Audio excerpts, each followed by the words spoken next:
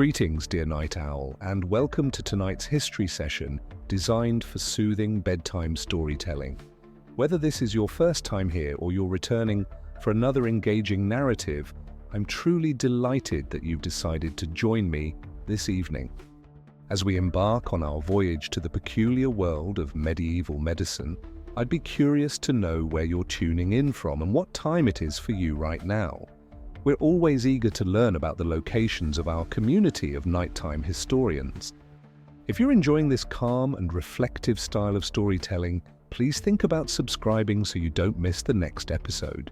Now get comfortable, wrap yourself up in your blankets if you wish, and allow your thoughts to wander back with me through the ages to a markedly different era, the Middle Ages. Visualize a quaint, rustic village in your mind. Dirt paths meander between humble wooden and thatched homes. Smoke ascends from cooking fires as peasants labor tirelessly in the fields. Their bodies bend under the strain of their toil. The sun hangs low in the sky, casting elongated shadows across the village as yet another day draws to a close. Amidst the familiar sights and sounds of village life, an underlying tension fills the air tonight. Concerned whispers flit from neighbor to neighbor. Cautious glances dart towards one particular cottage, as within a young man lies fevered and suffering, his body afflicted by a terrifying disease. The Black Death has arrived. It's the year 1348, and this scene is unfolding in countless villages and towns throughout Europe as the most infamous pandemic of the Middle Ages begins its unyielding advance. One by one, communities will falter as the plague sweeps through the populace like an unrelenting harbinger of doom. Yet before we step back to contemplate the broader implications of this calamity, let's linger a moment longer in this one troubled household to reflect on the human tragedy at its core. The family has gathered around the bedside of their eldest son. His previously robust physique now succumbed to disease. Just a few days earlier, he had been laboring in the fields beside his father, filled with aspirations for the future, planning for the harvest, and perhaps even a family of his own. How swiftly those aspirations have been reduced to nothing. It started with a fever and chills that shook his body. Then came the debilitating aches, a deep, pulsing discomfort in his joints and head. Yet the most horrifying symptoms were the swellings, the dreadful buboes that gave this particular plague its name. Hard, painful lumps emerged in his groin, under his arms and on his neck, growing steadily, turning black, sometimes bursting to leak putrid pus and blood.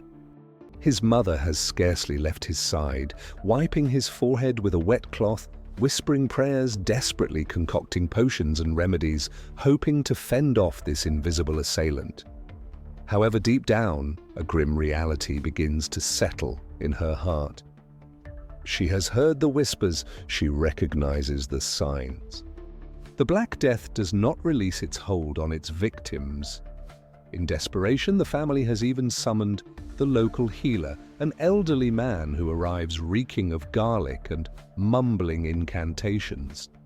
He casts stones and bones, applies foul-smelling ointments, lights candles and chants spells, but his collection of folk treatments and superstitions proves tragically inadequate. After all, what can leeches and bloodletting accomplish against such an unyielding enemy? A contagion so virulent that it can fell the strongest individual within days. In an era before microscopes and petri dishes, long before the concept of germ theory was even imagined, what hope remains? And so, with a final choking gasp, the young man releases his spirit. His family is left to crumble in sorrow, their tormented cries resonating into the night. There will be no funeral, no gatherings to honor his memory and say goodbye.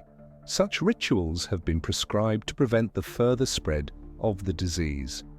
Instead, he will be hastily interred in a shallow grave or possibly consigned to the flames of a mass pyre already overflowing with victims.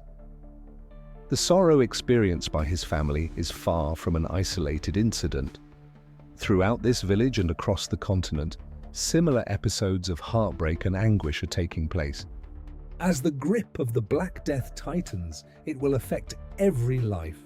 In the months to come, this village will lose more than half its inhabitants.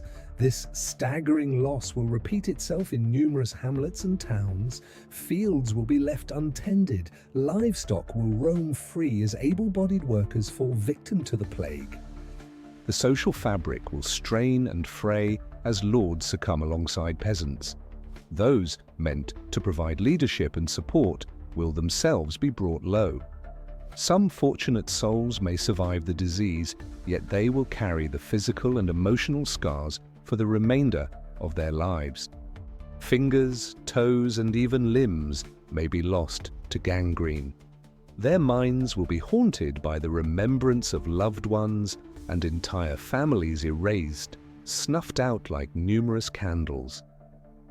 In the aftermath, as the broken survivors emerge to rebuild, they will discover their world irrevocably transformed. With countless deaths, labor will become scarce, shifting the balance of power between lords and serfs. Long-established social hierarchies will begin to crumble, paving the way for future uprisings and revolts. Even the church, once the unyielding foundation of medieval life, will face challenges to its authority as prayers seem unheeded and the devout perish alongside sinners. Some will interpret the plague as divine retribution, a significant reckoning for humanity's sins. Others will question how a benevolent God could impose such suffering on his creations. These far-reaching effects will emanate from our singular tragic village, amplifying the heartbreak of one family into the experiences of thousands upon thousands.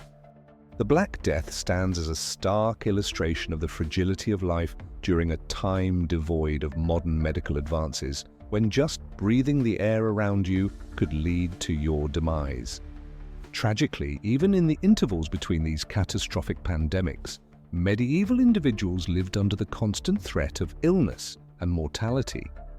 In the next section, we'll delve into some of the endemic diseases that made reaching adulthood an extraordinary challenge, as well as the medical practices of that era, which often resulted in harm rather than healing. I truly hope you continue to join me. But for now, let's take a moment to reflect on the countless lives lost and the families devastated by the relentless grip of the plague. As we settle into our serene, secure, modern lives, let's hold a moment of gratitude for the medical understanding and treatments we tend to overlook. Until we meet again, dear listener, wishing you a peaceful night and sweet dreams, this is your host, saying good night. The villagers had endured numerous adversities over the years, from crop failures to severe winters. However, nothing could prepare them for the ruin caused by the Black Death. As the plague swept through their closely knit community, it left behind a trail of anguish and grief that would affect them for generations. Amidst the turmoil, a few courageous individuals risked their own lives to tend to the sick and dying. The local priest, Father John, tirelessly sought to provide solace and last rites for those afflicted by the disease. He would enter the homes of the ill, his face obscured by a rudimentary mask resembling a beak, stuffed with fragrant herbs that he believed would shield him from the contagion. Equipped with little more than prayers and scant supplies, Father John endeavored to alleviate the suffering of his parishioners. One of those individuals was a young mother named Agnes. Upon noticing her husband exhibiting the unmistakable symptoms of the plague, she realized that his chances for survival were slim. She felt powerless as she witnessed him suffer intensely, his body tormented by fever and pain. The buboes, those ugly swellings appearing in his armpits and groin, continued to grow larger and more inflamed day by day.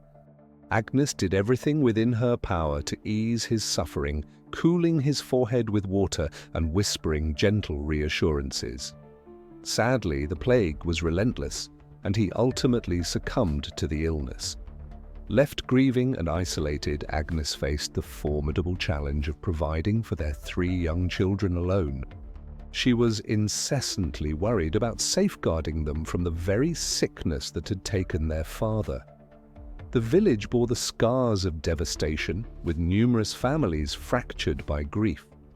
The once lively market square now lay eerily silent, as villagers avoided congregating in fear of contracting the plague. As fatalities continued to rise, local officials grew increasingly desperate to halt the rampant spread of the affliction. They mandated that the homes of those infected be sealed off, trapping the sick and their families within to await their fate. The healthy villagers were ordered to remain indoors and limit interactions with their neighbors. Yet, these precautions did little to diminish the wave of death and despair. Agnes was gripped by an incessant anxiety that the plague might also take her children, just as it had their father. She observed them vigilantly for any signs of illness, her heart racing at every small cough or sneeze. The children, not fully grasping the seriousness of their situation, frequently pleaded to go outside and play with their friends. It tore at Agnes's heart to confine them indoors, yet she recognized it was necessary for their safety. One day, while she was preparing a simple meal of stale bread and thin gruel, she heard a knock at the door. Wearily, she opened it just a crack and found Father John standing there, his mask securely in place. He informed her that he had come to see how she and the children were faring, along with offering any comfort he could manage. For a brief moment, Agnes hesitated, wary of allowing anyone into their household. Yet the compassionate look in the priest's eyes eased her apprehension, prompting her to open the door for him. Father John sat with the family, sharing prayers and uplifting words. He listened attentively as Agnes unveiled her sorrow and anxiety. His presence served as a soothing remedy for her troubled spirit. When he eventually departed, Agnes felt a flicker of hope for the first time in several weeks. She recognized that the journey ahead would be arduous, but she drew strength from the realization that she was not facing it alone. As the prolonged, dreary days of the plague continued, Agnes and her children leaned on one another for support. They discovered fleeting moments of happiness wherever they could, engaging in quiet games and sharing stories by candlelight. Agnes instilled in her children the significance of cleanliness, ensuring they regularly washed their hands and faces. Though it was a minor act, it brought her a sense of order in a world that felt chaotic. Gradually and with great difficulty, the village began to heal from the devastation of the Black Death. The ill received care as best as could be managed, and the deceased were interred in mass graves beyond the village boundaries. Those who survived began to emerge from their homes, squinting in the sunlight as if coming out of hibernation. They mourned their losses, yet they also celebrated their survival through the darkest times. For Agnes and her children, life would forever be altered. They carried the scars of the plague, both seen and unseen. However, they had one another, and that was sufficient. As they began to rebuild their lives, they did so with a renewed awareness of the simple pleasures each day offers: a warm meal, a gentle embrace, or a cozy bed to rest in at night. These were what truly mattered. As the years went by, the memory of the Black Death gradually began to fade. Like a troubling nightmare gradually losing its hold, the village began to restore itself, brick by brick and family by family. New life emerged with the birth of infants, old wounds mended, and existence continued. Yet, for those who had endured the plague, the shadow of sickness and death lingered close at hand. They understood intimately how delicate life is and how swiftly it could be taken away. In a realm devoid of advanced medicine, where even the most minor scratch could prove fatal, they learned to value each second as if it were their final one. They recounted tales of the beloved ones they had lost, preserving their legacies even as their physical forms faded into dust. As the sun dipped below the horizon of the medieval village, casting elongated shadows over the meadows and pathways, the survivors of the Black Death prepared for another evening. They pulled their family members near, uttered prayers of thanks and protection, and gradually succumbed to slumber. Their dreams were tainted by the apparitions of the past, yet their hearts brimmed with aspirations for the days to come. They understood that in the bleakest times, a spark of hope could still be discovered. Whether through the kindness of a neighbor, the affection of a family member, or the simple allure of a sunset, these were the treasures that made life meaningful. And as long as they remained united, they knew they could confront whatever obstacles awaited them, one step at a time. The tale of Agnes and her family stands as a singular example among countless narratives of strength and determination against staggering adversity. Throughout the Middle Ages, individuals from every strata of society faced the ever-present menace of illness and mortality. From the humblest peasant to the most powerful monarch, no one was safe from the devastation wrought by disease. One of the most infamous afflictions of the medieval era was leprosy. This chronic infectious disease, triggered by a bacterium known as Mycobacterium leprae, primarily impacts the skin, peripheral nerves, upper respiratory tract, and eyes. During the medieval era, leprosy carried a significant social stigma, resulting in many individuals suffering from the disease being ostracized and compelled to live in seclusion. The exact beginnings of leprosy remain unclear, yet it is thought to have emerged in ancient societies such as those in Egypt and China. By the time of the Middle Ages, it had spread extensively across Europe, leading to the establishment of numerous leper colonies meant to accommodate those affected. Typically situated at the fringes of towns and cities, these colonies provided a semblance of care and companionship for the lepers, while simultaneously serving to isolate them from the general population. A well-known leper colony from that time was the village of Arm in Derbyshire, England. In 1665, when the devastating plague hit the village, its inhabitants made a courageous and altruistic choice to isolate themselves to stop the disease from spreading to nearby areas. For 14 months, the villagers faced unimaginable hardship and loss, with many falling victim to the plague. Their sacrifices, however, proved fruitful, as they managed to keep the outbreak contained within their village boundaries. The tale of Arm serves as a powerful reminder of the strength and resilience of humanity in dire circumstances. It emphasizes the significance of unity and support during crises. By collaborating and bolstering each other, the residents of Arm successfully navigated the crisis and emerged more resilient afterward. Regrettably, not everyone experienced such luck regarding medieval maladies. A considerable number succumbed to a range of illnesses that afflicted the populace, including smallpox, tuberculosis, dysentery, and influenza. In the absence of contemporary medical treatments, the mortality rate from these diseases was alarmingly high, resulting in entire families and communities being decimated in mere weeks. One of the most heart-wrenching instances was the bubonic plague that swept through Europe in the 14th century. Also referred to as the Black Death, this devastating pandemic was instigated by the bacterium Yersinia pestis and rapidly disseminated through flea-infested rodents. The symptoms were agonizing, with sufferers experiencing painful, swollen buboes in their armpits, necks, and groins, alongside fever, chills, and vomiting. The Black Death resulted in the deaths of approximately 75 to 200 million individuals across Eurasia and North Africa, leading to some cities and towns losing as much as 60% of their population.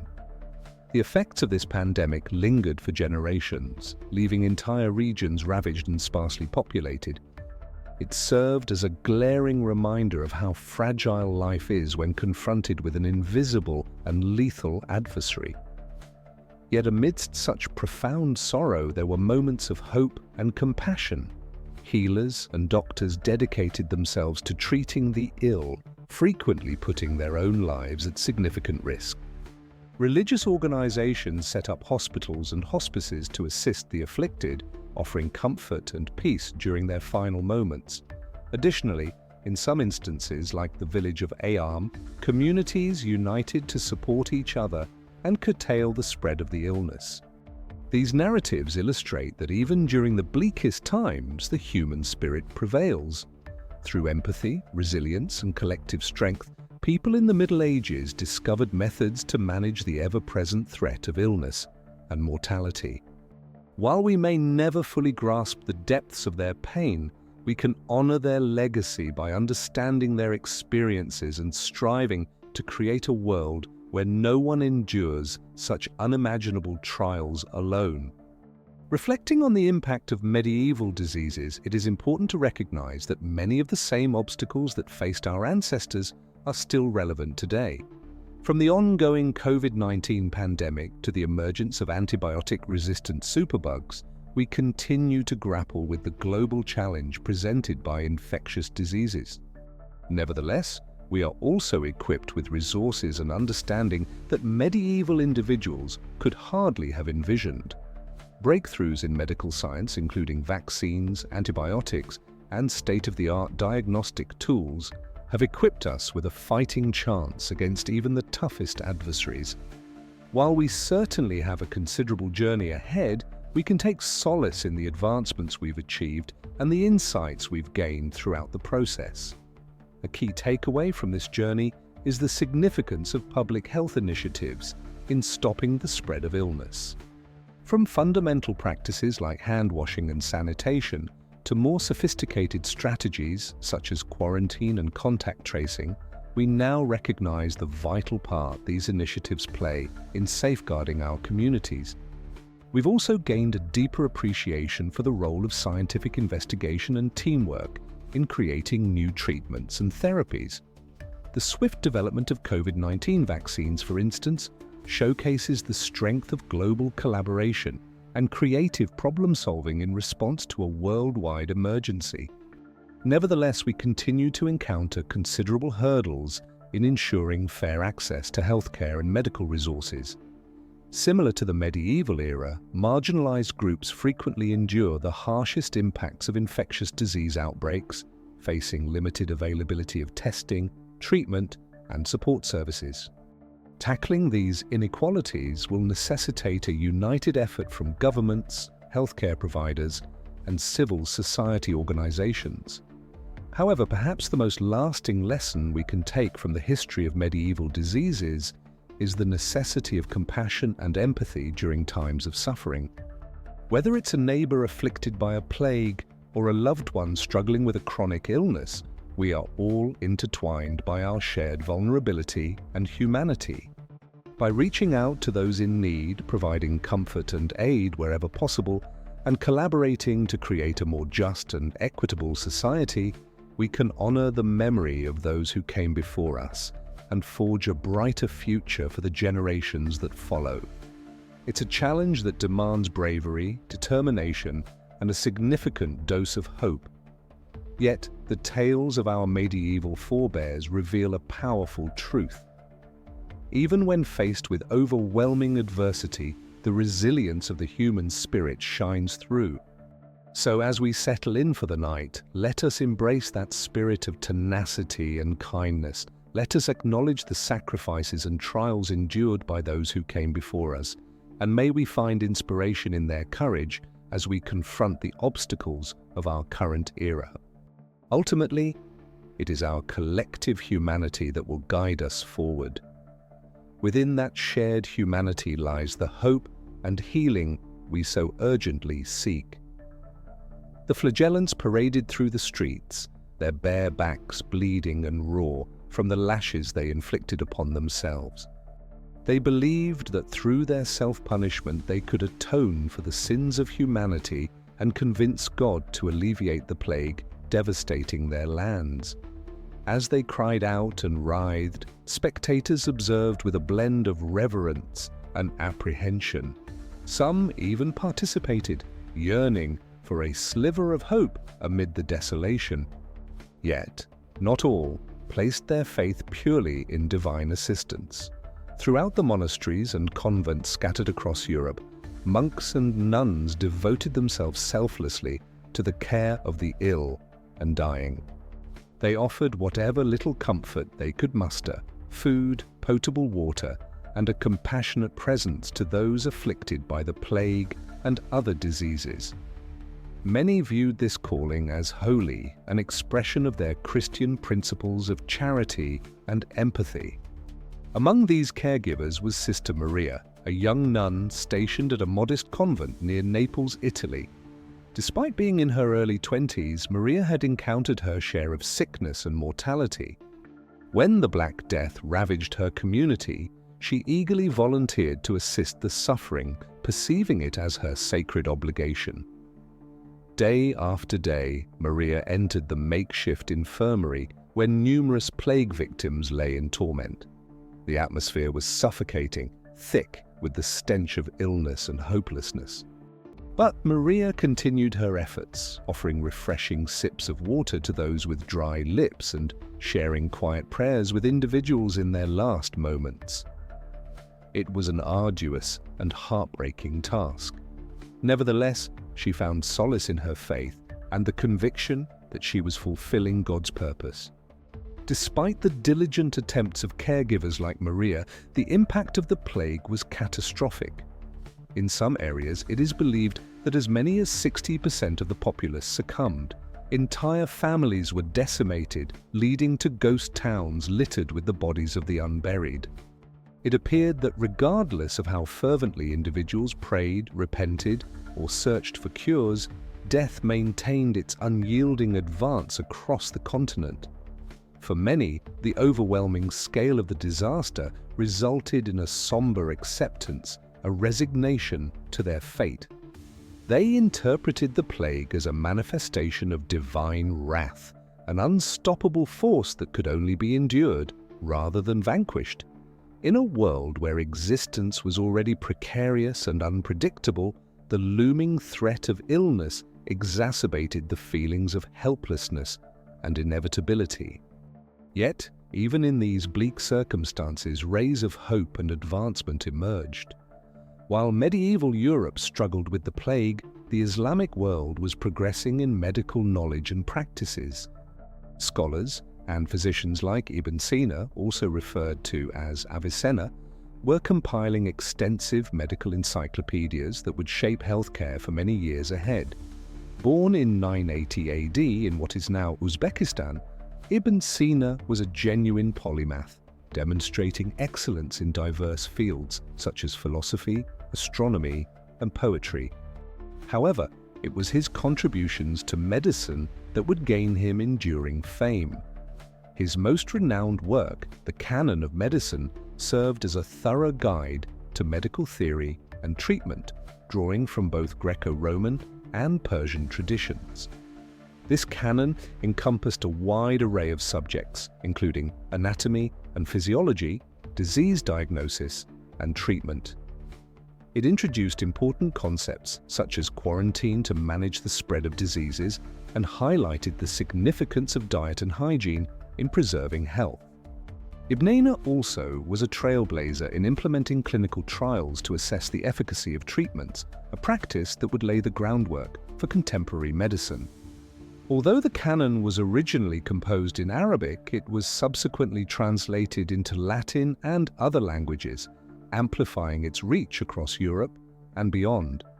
It became a key reference in medical schools and universities, influencing the education of numerous physicians for over 6 centuries. Naturally, the impact of texts like the canon was incremental and varied. During the medieval period in Europe, many medical practitioners continued to rely on outdated and ineffective methods such as bloodletting and purging. Nevertheless, there were those who endeavored to embrace new insights and techniques in their practices. One notable figure was Trotula of Salerno, a female physician who practiced in the coastal town of Salerno, Italy, during the 11th or 12th century. Salerno was the site of one of the earliest medical schools, and Trotula was celebrated as one of its most esteemed educators and practitioners. In an era when women were largely barred from formal medical education, Trotula shattered barriers and made remarkable advancements in the field. She authored several significant texts regarding women's health concerns, encompassing gynecology, obstetrics, and cosmetics. Her writings challenged existing views on female physiology and offered practical guidance for addressing common health issues. Trotula's influence extended well beyond her lifetime. Her works were widely distributed and translated, shaping medical practices throughout Europe for generations. She emerged as a symbol of the potential for women to thrive in medicine and science, despite numerous challenges. The stories of figures like Ibnena and Trotula remind us that even in the toughest times, there were individuals dedicated to pushing the boundaries of knowledge and enhancing the human experience. While their efforts may have been overshadowed by the overwhelming suffering of the era, however, they helped establish the groundwork for the medical breakthroughs that would emerge in subsequent centuries.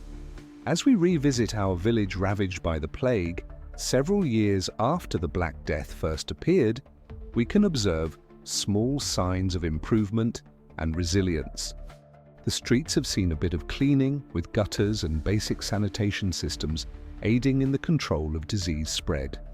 Some survivors from the initial wave have gained a level of immunity, transferring their hard-earned knowledge to the next generation. While life remains challenging and sickness still claims too many lives, there exists a sense of cautious optimism. A belief has formed that through collective effort and vigilance, the worst can be kept at bay. The memories of those who succumbed to the plague are ever present, serving as a poignant reminder of the preciousness and fragility of existence. Observing our modern perspective, it's evident how far we have progressed in the battle against illness. Innovations in medical science, technology, and public health have revolutionized our ability to prevent, identify, and treat ailments. Today, we have vaccines that shield against once fatal diseases such as smallpox and antibiotics that fend off infections that could previously be a death sentence. Nonetheless, we recognize that our work is far from complete. New illnesses keep emerging while old ones adapt and reappear. Furthermore, access to quality healthcare is still uneven across the globe. The COVID-19 pandemic has starkly reminded us of our ongoing vulnerability to the forces of nature and our reliance on one another for survival and well-being. In many ways, we mirror our medieval ancestors. While we possess more knowledge and resources, we still encounter the same essential challenges: protecting ourselves and our loved ones from harm, finding purpose amidst hardship, and striving to create a world that is more compassionate, secure, and just for all. As we drift into slumber, let us embrace the insights history has to offer. The narratives of those who lived before us, who endured unimaginable trials and discovered the resilience to persevere. We should honor their legacy by striving to create a brighter future, one where no individual must confront the dread of disease and death in isolation. Additionally, let us always remember the significance of compassion and the necessity of caring for each other, especially in our darkest moments. In those instances of shared humanity, we uncover the light that navigates us through turbulent times. So now, rest and envision a world where everyone supports one another, where healing and optimism are perpetually within our grasp. As the barber surgeon navigated the winding streets of the town, his vigilant eyes scanned each person, looking for signs of illness or injury that might need his attention. He was a tall, slender figure with a robust beard and a weathered leather satchel hanging from his shoulder. Inside, a collection of shiny blades, syringes, and other tools clinked together with every stride. The townsfolk regarded him with suspicion as he walked by, some crossing themselves or murmuring quiet prayers. They were acutely aware of the pain and distress that could result from a man like him. Yet, in desperate times, with a loved one battling fever or an infected wound, they had little option but to turn to the barber surgeon. He eventually stopped in front of a modest thatched roof cottage on the town's outskirts. A woman with a worn face and watery eyes stood at the entrance, wringing her hands nervously. "Please, sir," she pleaded, "my husband has been afflicted with a dreadful illness. Can you assist him?" The barber surgeon merely nodded and stepped inside. The cottage was dimly lit and cramped, featuring a low ceiling and a dirt floor. In the corner, on a straw mattress, lay the woman's husband. He appeared ghostly pale, his skin slick with perspiration, and his breathing came in labored gasps. The surgeon placed his satchel on the ground and commenced an examination of the man, checking for fever by feeling his forehead and assessing his pulse. A concerned expression crossed his face as he lifted the man's shirt, uncovering a large inflamed mass in his armpit. "Abu!" The unmistakable indicator of the feared bubonic plague. "I'm afraid it's the pestilence," he said, somberly, glancing at the wife. "There isn't much I can do, but I can attempt to alleviate his suffering." He reached into his bag, retrieving a sharp knife and a cup. With careful precision, he made an incision on the lump, causing a stream of putrid pus to flow out. The man groaned in pain, but the surgeon remained unfazed. He then positioned the cup over the wound, igniting a small flame beneath it in hopes of drawing out the harmful humours. As he worked, he recited a prayer to Saint Roch, the patron saint of those afflicted by plagues.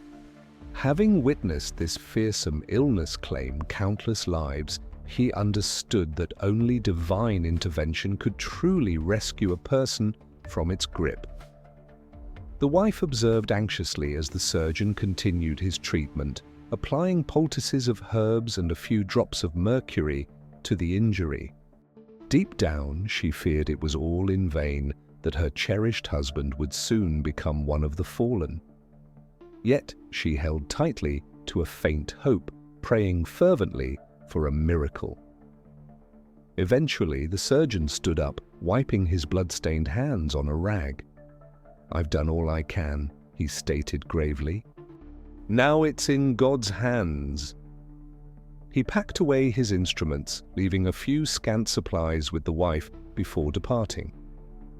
As he stepped into the street, a wave of helplessness washed over him. Despite all his expertise and training, many aspects of the human body and the nature of illnesses remained a mystery. He knew he was not alone in this frustration. Throughout Europe, doctors, apothecaries, and healers of all types faced the same daunting challenges. They delved into historical writings and examined medical theories, desperately searching for any insight that could reveal the mysteries of health and sickness. For now, the barber surgeon could only proceed with his duties, providing what little assistance and solace he could muster for the ailing populace. He silently prayed for the afflicted man and his family, wishing fervently that they might escape the worst effects of the pestilence. As he traversed the town, a lingering sense of dread enveloped him, as if an ominous shadow loomed over everything. It felt as though the very atmosphere was saturated with sickness and mortality. The barber surgeon was acutely aware that the plague was merely one of many threats to the lives of individuals during these bleak times. Numerous other diseases relentlessly pursued the population, mercilessly claiming the lives of the young and old alike. Dysentery, typhoid fever, smallpox, tuberculosis. These names were muttered in hushed tones by those who had witnessed their loved ones fall victim to their dreadful grasp. He had seen it all firsthand, the wretched suffering of dysentery patients, their bodies reduced to mere shadows of bones. The intense fevers and delirium of those afflicted with typhoid, the festering sores that marred the faces of smallpox victims, the painful coughs and blood-tinged sputum of consumptives slowly suffocating in their own bodies. At times, it seemed as though the unyielding assault of these diseases was unraveling the very fabric of society. Families were shattered, entire villages wiped out, and the number of deceased rising with each day. Yet life continued as it always had. The fields required tending, the livestock needed caring for, and the daily routines of life persisted. Even amid profound grief and loss, the people held on to their faith, cherishing the fleeting moments of joy and love that enabled them to endure the darkest periods. As the barber surgeon trudged back to his modest home on the outskirts of town, thoughts of the peculiar nature of his vocation occupied his mind. He was simultaneously admired and despised by the townsfolk, recognized as a source of both healing and pain. In reality, he understood that the treatments he provided often relied on little more than conjecture and folklore, traditions handed down through generations from mentor to apprentice.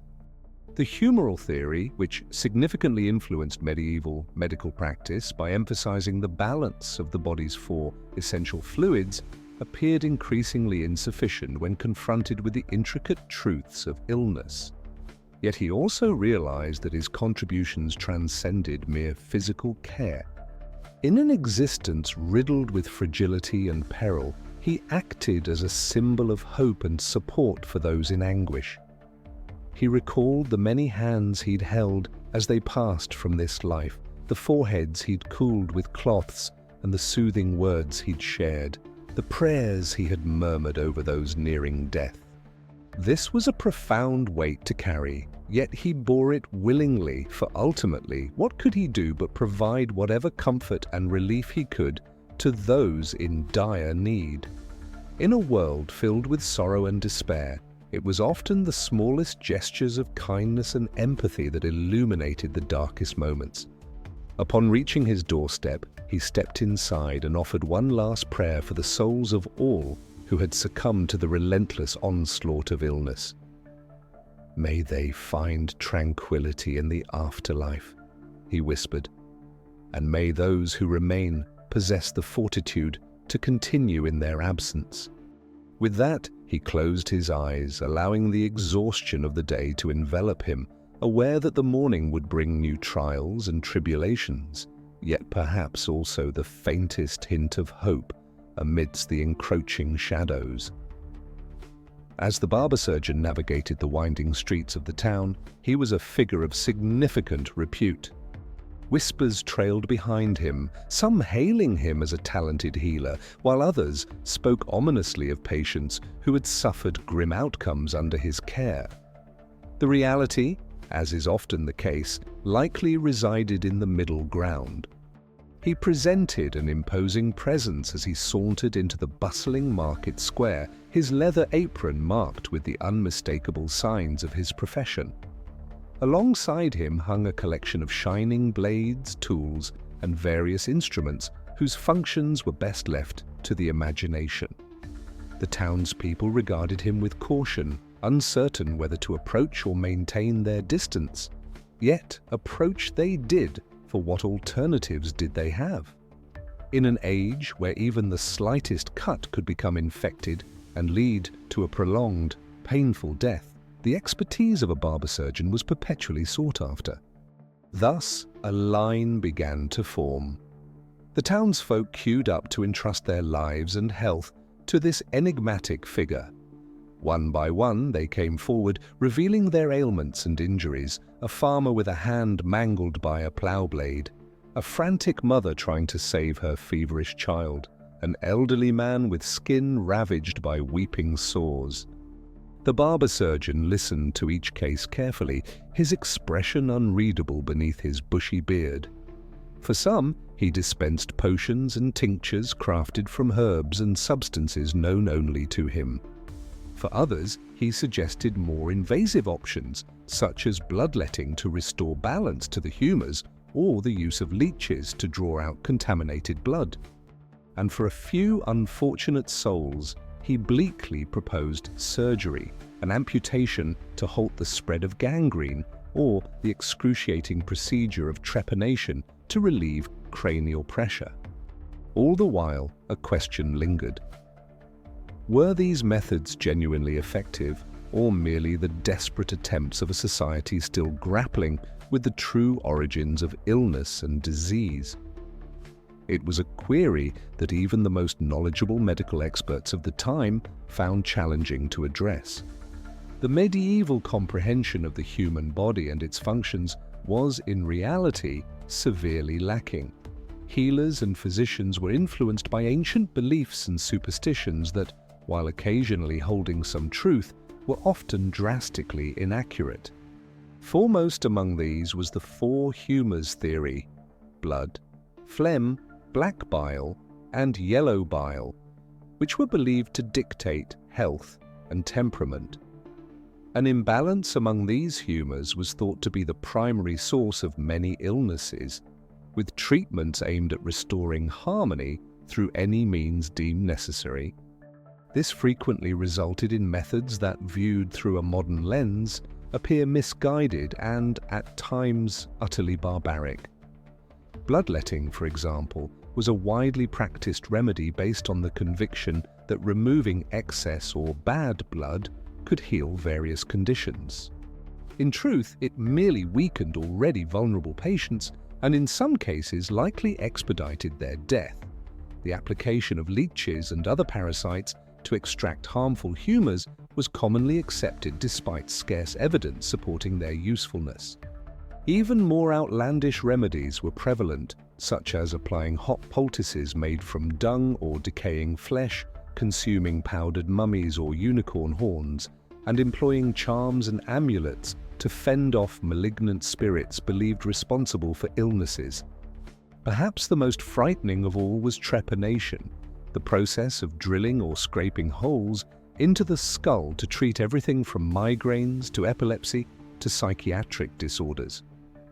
While some individuals astonishingly survived the process, many likely fell victim to infections or injuries following the grisly procedure. Throughout this tumultuous time, the shadow of death was a constant presence. In an era devoid of antibiotics, even minor injuries and ailments could escalate quickly into life-threatening conditions if not properly treated or worsened by well-intentioned yet misguided healing methods. Childbirth was similarly fraught with extreme dangers. Estimates suggest that up to 1 in 3 women may have perished due to childbirth complications. Additionally, there were the devastating pandemics that sporadically ravaged medieval communities, resulting in countless fatalities and spreading fear. The most notorious of these was the Black Death, which swept through Europe during the 14th century, decimating an estimated 30 to 60% of the population within just a few short years. The origins of the plague were a mystery to medieval healers who attributed its cause to a variety of factors including tainted air, divine punishment, or even the positioning of celestial bodies. Remedies varied widely, including the ineffective, such as burning scented herbs or wearing talismans, to the outright absurd. One physician from the 14th century even suggested a mixture of crushed snakes, pigeon blood, and pieces of trile as a way to fend off the disease. Ultimately, such methods had minimal impact in halting the spread of death and despair. Entire communities faced annihilation, with residents falling one after another until only echoes of their existence remained. The social and economic impacts of the plague were profound and extensive, altering the very essence of medieval life in ways that would resonate for generations. Yet amidst such bleakness, there were also signs of hope and advancement. In the Islamic region, scholars and medical practitioners were achieving significant breakthroughs in anatomy, physiology, and pathology. Notable figures like Ibn Sina, also referred to as Avicenna, created comprehensive medical reference books that would dominate educational curricula for many years. Europe too began to exhibit a gradual transition towards a more evidence-based, empirical methodology in the field of medicine. The formation of initial hospitals and medical institutions, including the illustrious Medica Salernitana in Italy, offered a platform for sharing knowledge and training a fresh cohort of medical professionals. In terms of public health, some progressive cities began initiating measures to enhance sanitation and hygiene, acknowledging the connection between filth and illnesses. Efforts such as constructing sewers and public restrooms, paving streets, and regulating food markets contributed to limiting the spread of infections, even though the root causes still eluded understanding. Yet these actions were merely small strides on an extended and challenging path.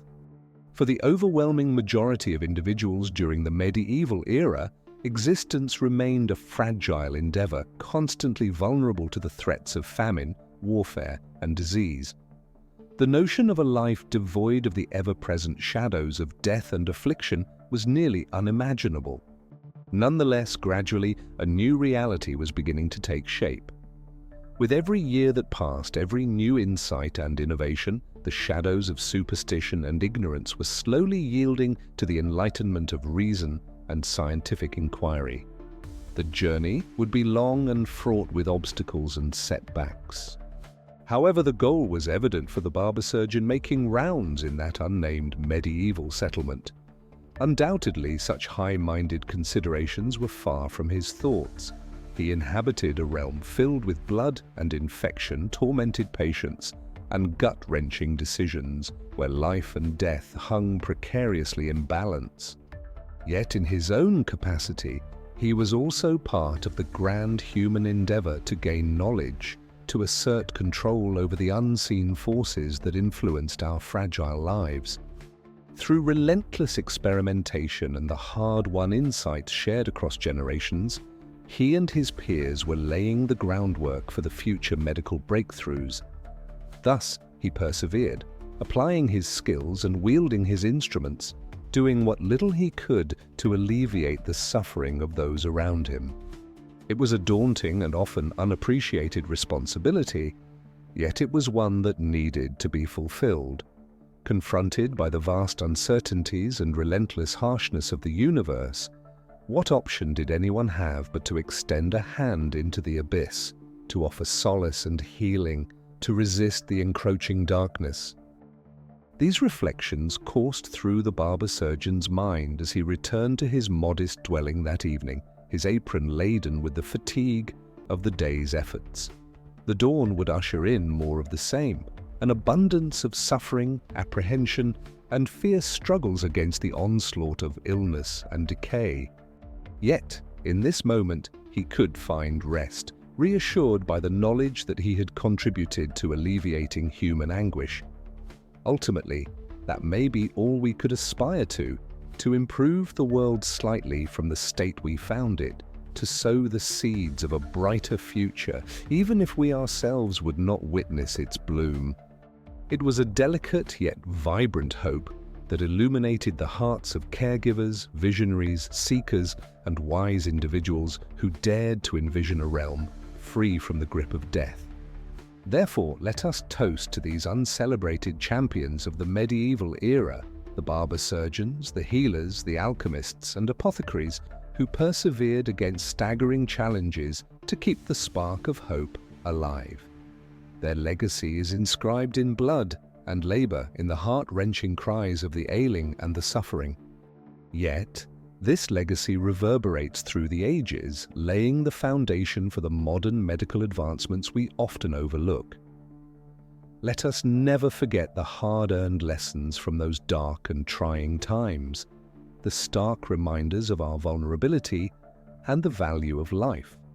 For in the end, we are all heirs to that profound human endeavor, the perpetual pursuit to transcend our mortality and carve out meaning and purpose amidst the threat of oblivion.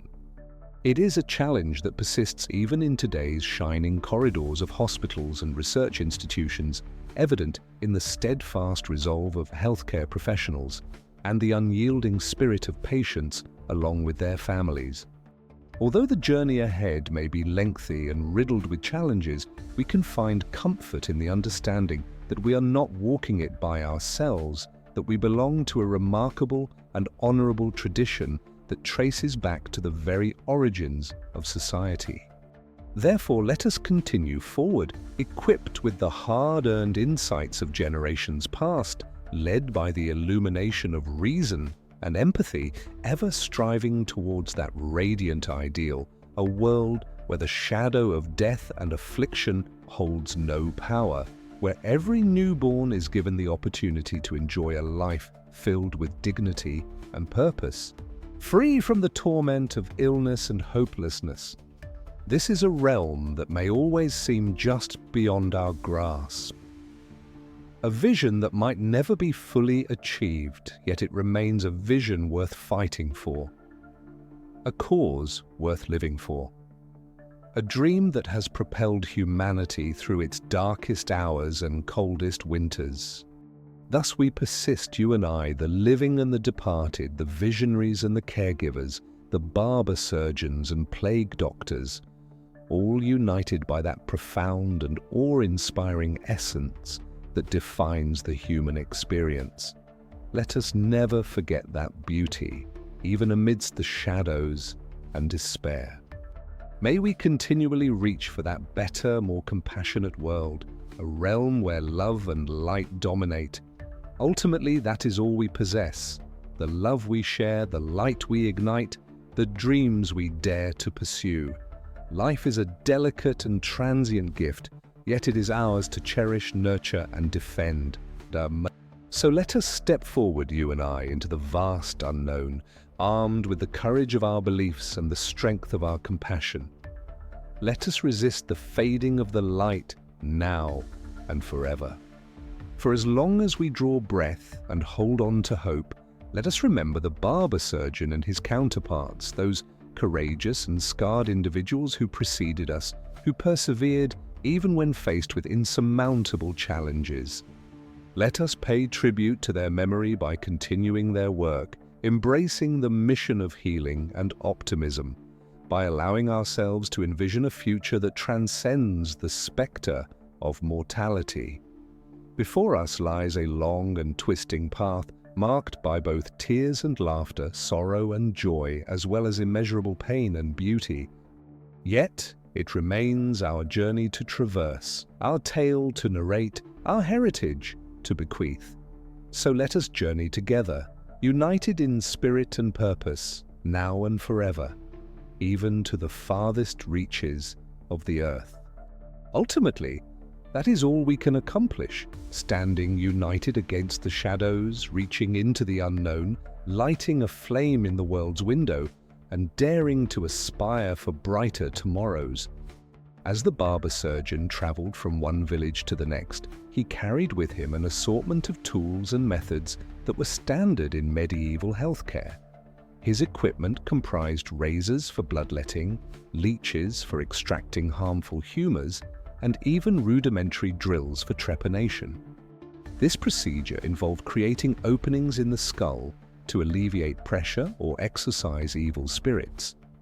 While such treatments may appear savage or misguided from our current perspective, they were widely accepted and even esteemed during the Middle Ages. The dominant belief was that illness stemmed from an imbalance among the four bodily fluids or humors: blood, phlegm, black bile, and yellow bile. Bloodletting, sometimes to an extreme degree, was believed to restore this fragile equilibrium and foster healing. Although often uneducated and illiterate, the barber surgeon enjoyed a certain level of respect within medieval society. Beyond medical interventions, he also performed roles as a dentist, embalmer, and barber, which is reflected in his title.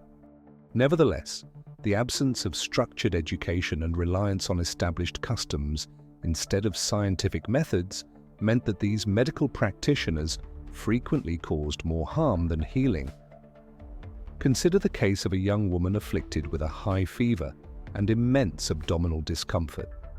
The village barber surgeon was summoned to her side, where he hastily diagnosed her with an abundance of black bile. He then proceeded to cut open a vein and drained a substantial quantity of blood, rendering the patient weak and disoriented. When her situation did not improve, he resorted to applying heated poultices to her abdomen, which merely escalated her suffering. Regrettably, this woman's experience was not an isolated incident during the Middle Ages. Numerous patients endured unnecessary hardships at the hands of well-meaning but misguided healers who lacked a proper comprehension of the human body and the origins of illness. Some even met their premature end as a direct consequence of the remedies prescribed to them. It's crucial to point out, though, that not all medical assistance in the medieval era came from barber surgeons. Monasteries frequently acted as healing hubs, with monks and nuns caring for the sick and needy as part of their spiritual responsibilities. These monastic infirmaries provided solace and comfort for the afflicted, even if the treatments offered were not significantly more effective than those of the barber surgeons. Apothecaries also played a part in medieval healthcare. These early pharmacists prepared herbal concoctions and administered them to patients, often collaborating with physicians. While some herbs, such as fennel and mint, had genuine healing properties, others were rooted in superstition or traditional beliefs. For instance, mandrake root was thought to cure a range of ailments, from impotence to demonic possession, despite being extremely toxic. One of the most persistent and misguided notions in medieval medicine was the miasma theory, which suggested that disease was transmitted through foul-smelling air. This resulted in customs such as carrying fragrant flowers or donning elaborate beak-shaped masks filled with fragrant herbs to fend off the noxious air. Although these practices proved largely ineffective in halting the spread of disease, they became commonplace during outbreaks of plague and illness. As the barber surgeon gathered up his instruments and prepared to journey to the next town, he was unable to escape thoughts about the constraints of his profession. Despite his diligent efforts, he was acutely aware that numerous patients would not recover from their ailments. This was a harsh reality of life in the Middle Ages, where death lingered ominously close. Yet in the face of such bleak circumstances, the barber surgeon and his fellow practitioners persevered, striving to alleviate suffering and extend life. While their methods may have been misguided, their intentions were often noble. In an era when the intricacies of the human body remained largely a mystery, they stood as the best hope for those afflicted by illness and injury. As we reflect on medieval medical practices from our modern perspective, it's easy to view them as primitive or even cruel. It's crucial, however, to recognize that these healers operated with the knowledge and resources accessible to them at that time. Though many of their beliefs were incorrect, they were also trailblazers, laying the groundwork for the rise of evidence-based medicine. In the subsequent centuries, breakthroughs in anatomy, physiology, and microbiology would transform our comprehension of health and disease. Nonetheless, the foundations of that progress were planted by the diligent efforts of medieval healers who labored relentlessly amid significant challenges and often under considerable personal risk. So, as we advance through the chronicles of medieval history, let us pay tribute to the barber surgeons, apothecaries, and monastic healers who came before us.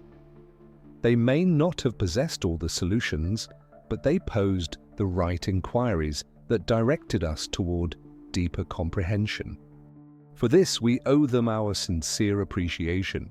The journey that lay ahead was extensive and fraught with danger.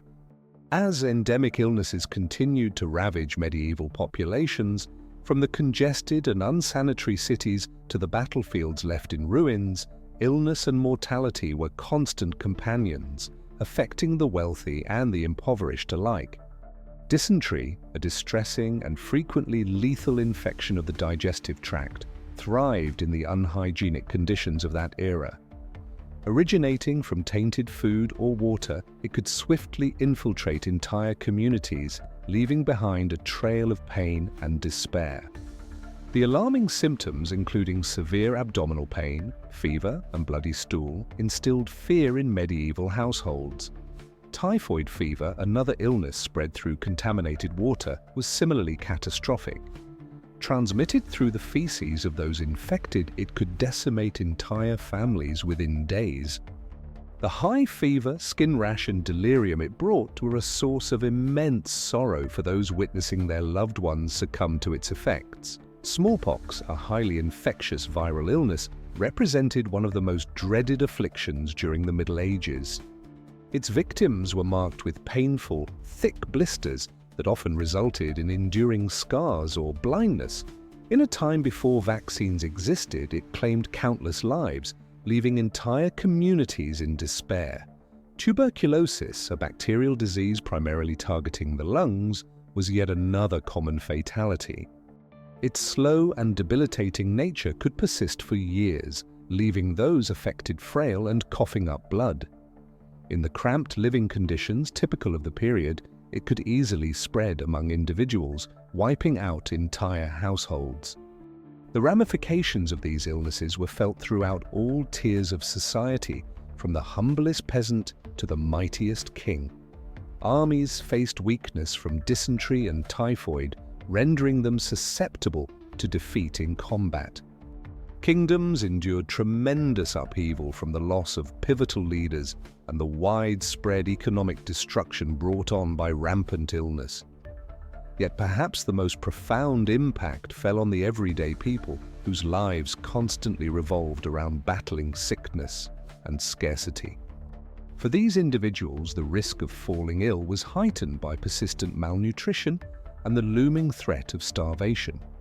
When crops failed or conflicts hindered food availability, the already weakened population became even more susceptible to the onslaught of endemic diseases. This grim cycle repeatedly unfolded throughout medieval Europe.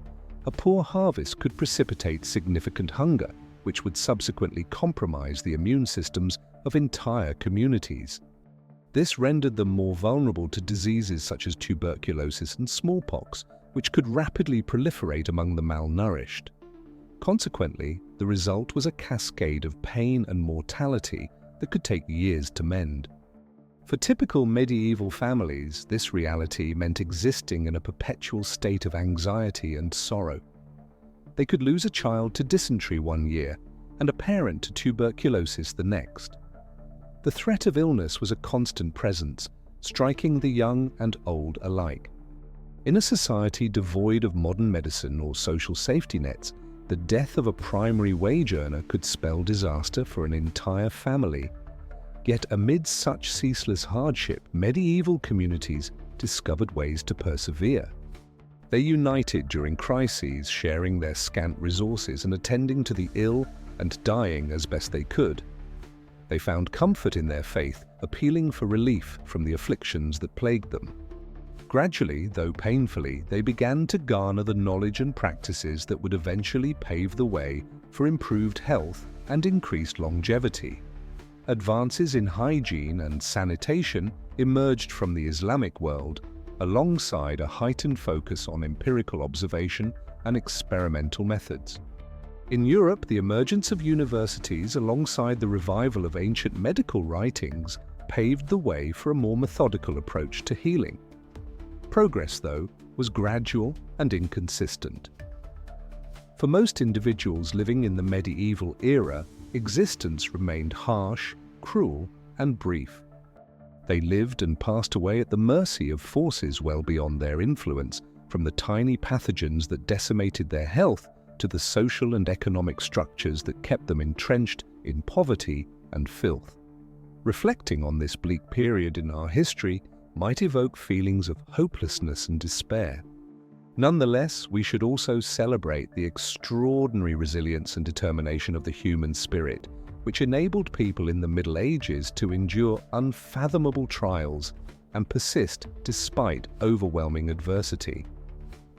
Their narrative encompasses struggle and survival, loss and renewal.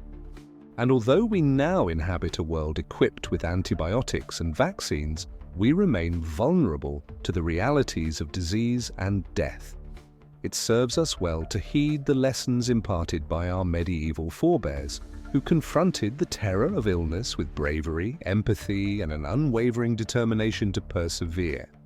In today's modern era, with all its scientific advances and medical innovations, we often forget the significant progress we've made.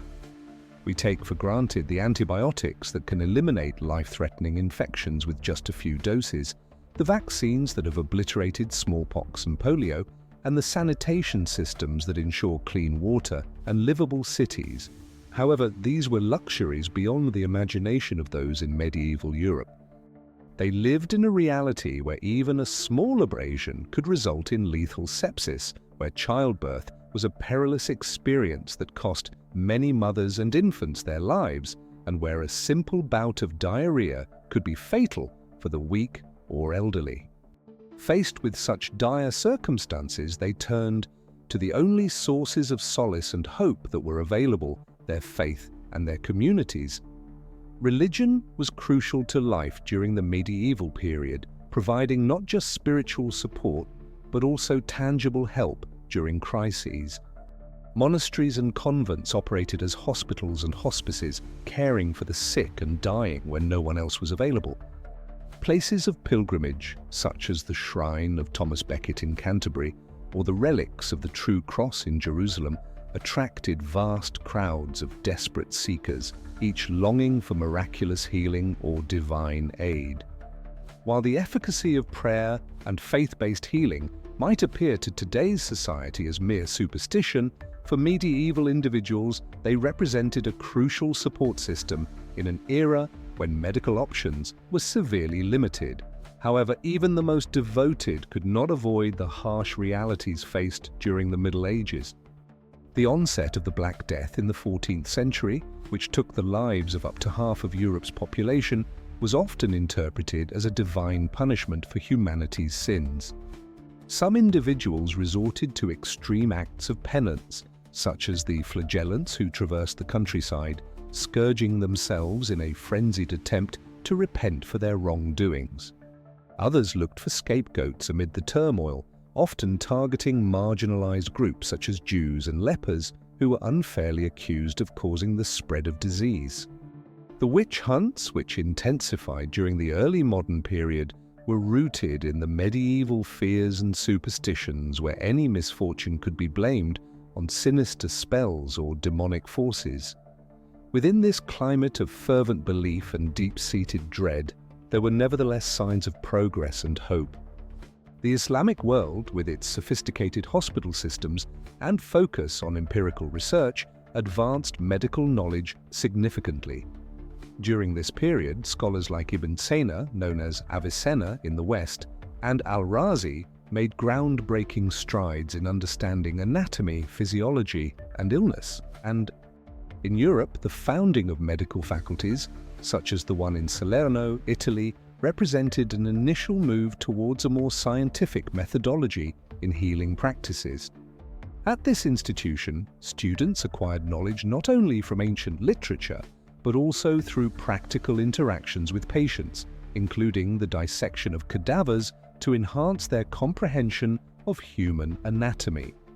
Nonetheless, these early medical trailblazers were still constrained by the dominant ideologies and superstitions of their era. The concept of the four humours, which posited that health depended on a balance of blood, phlegm, yellow bile, and black bile, continued to be prevalent during the Middle Ages and further. Even as some began to question their effectiveness, treatments such as bloodletting and purging remained commonplace. Herbal remedies were also a staple of medieval medicine, with monks and nuns nurturing extensive gardens filled with therapeutic plants. Notably, some of these, like foxglove for heart ailments and willow bark as a natural form of aspirin, have gained validation from contemporary science. Conversely, beliefs in the healing abilities of unicorn horns and powdered mummies have unfortunately faded into obscurity. When examining the medical practices of the Middle Ages, It's easy to dismiss them as sheer quackery and superstition. However, doing so overlooks the significant suffering and bravery exhibited by the individuals of that era. While they lacked our modern knowledge and tools, they confronted the looming threats of illness and death with a resilience and strength that is genuinely inspiring. Within their narratives, we can find reflections of our own challenges and victories. We may no longer fear the Black Death or turn to leeches and bloodletting, but we still confront the complications of illness, the limits of our understanding, and the ever-present reality of mortality. As we envision the future of medicine, with its potential for gene therapies and personalized care, it's crucial to keep in mind the hard-earned lessons of history. We build upon the foundations laid by those who came before us. From the barber surgeons and apothecaries of the medieval period to the contemporary scientists and physicians, their legacy embodies resilience in the face of challenges and hope during the bleakest moments. It serves as a poignant reminder that amidst suffering and loss, the human spirit persists, continuously searching for innovative methods to heal, to soothe, and to move forward. Thus, let us pay tribute to those who preceded us. Let us endeavor to build on their foundational work with kindness, humility, and a steadfast dedication to alleviating human misery. In the end, this commitment reflects our true progress as a species and epitomizes the ultimate aim of all our pursuits. As we conclude our exploration of medieval medicine, we find ourselves returning to the village from which we commenced our journey. Years after the horror of the Black Death, the once vibrant streets are now hushed, with the faces of the survivors marked by sorrow and difficulty. Yet signs of hope and rejuvenation also emerge. The local lord, having endured the loss of his family to the plague, has mandated the creation of a new well and a drainage system to manage waste and rainwater. Meanwhile, the monks from the nearby abbey have begun to burn aromatic herbs throughout the streets, aiming to purify the air and fend off miasmas. In the marketplace, a new apothecary has opened, providing a variety of tonics and tinctures crafted from exotic spices and locally sourced herbs. He claims to have trained under the esteemed Ibn Sina himself, and many attest that his remedies saved lives during the recent dysentery outbreak. The barber surgeon has likewise adapted to these transformative times. He now showcases a selection of finely made surgical instruments imported from the prominent cities of Italy and the Islamic world, and has even welcomed an apprentice, an eager young man with a discerning eye and steady hands. These alterations might appear minor within the broader context, yet they embody a spark of advancement in a world that has experienced extensive darkness. They stand as a tribute to the resilience and creativity of the human spirit, which refuses to succumb even in the face of the harshest challenges. As we depart from this medieval village, we can't help but reflect on the significant progress we've made since those bleak and uncertain days. We exist in an era filled with antibiotics and anesthesia, organ transplants and stem cell treatments. We have successfully eradicated smallpox and polio, and we are on the brink of overcoming malaria and HIV. Yet we are acutely aware that our endeavors are not complete. Every year brings forth new diseases, from SARS and Ebola to COVID-19 and whatever may come next. Drug-resistant superbugs threaten to reverse a century of advancement, while climate change and environmental degradation present existential risks to human health and well-being. In confronting these challenges, we must gather the same bravery and resolve that aided our medieval ancestors through their darkest moments. We need to be open to re-evaluating past beliefs, embracing innovative ideas, and diligently pursuing knowledge and comprehension. Above all, we must remember that medicine transcends being merely a science or profession. It is a vocation, a sacred obligation that connects us to our fellow humans in their times of greatest need. It serves as a reminder that we are all interconnected, that our destinies are entwined, and that none of us is truly well until we all are. Therefore, let us move onward from this place with renewed commitment and empathy. Let us pay tribute to those who suffered and perished in the centuries preceding us. And let us endeavor to create a world where no one must endure such anguish again, for ultimately that is the true inheritance of medieval medicine and indeed of all humanity. As the barber surgeon arrived in the village, his cart filled with an assortment of sharp instruments, metallic devices and enigmatic potions, a mix of hope and anxiety spread through the ailing community. In a time when healthcare was often merged with superstitions and religious ideologies, these traveling medical practitioners were perceived as both rescuers and bringers of misery. The townspeople gathered around, yearning for any hint of relief from the relentless tide of illness. A frail, aged man shuffled forward, his body trembling with a persistent, rasping cough that indicated a deep-rooted sickness. With a solemn nod, the barber surgeon signaled for him to take a seat on a wooden stool. He selected a rudimentary lancet, its blade shimmering in the light, and with a swift, practiced motion, incised deeply into the man's arm. The patient clenched his teeth, his face twisting in a blend of agony and fleeting hope as dark, viscous blood started to flow into a prepared bowl. Bloodletting, a common practice in medieval medicine, was thought to reinstate balance to the body's four humors: blood, phlegm, black bile, and yellow bile. An imbalance in any of these was perceived as the primary reason for sickness. By removing excess or harmful blood, practitioners aimed to restore harmony and encourage healing. Yet, as we have learned, this method frequently caused more harm than good, weakening already fragile bodies and sometimes introducing fresh infections through unclean instruments. The barber surgeon moved on from one patient to the next, employing varying yet equally erroneous techniques. For a young boy afflicted by an intense headache, he suggested trepanation, drilling a hole in the skull to release the malevolent spirits thought to be responsible for the pain. The child's mother looked on with a mixture of dread and desperate hope as the barber surgeon drilled into her son's head with a basic hand-operated tool, silently praying that this would provide relief. An aged woman, her skin marked by the distinctive scars of smallpox, was given a concoction of fermented bread mold and vinegar intended to extract toxins from her body. While contemporary science recognizes that certain molds possess antibacterial qualities, the random application of such remedies and the limited understanding of their efficacy left many of these treatments quite ineffective. As the hours passed, the barber surgeon's cart gradually became less cluttered with its chilling selection of blood-stained bowls and filthy rags.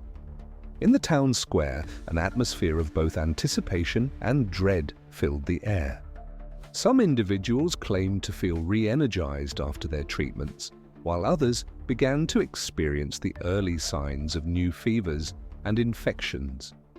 In the days that followed, a few would emerge healthy, their robust bodies fending off the disease despite the questionable medical practices.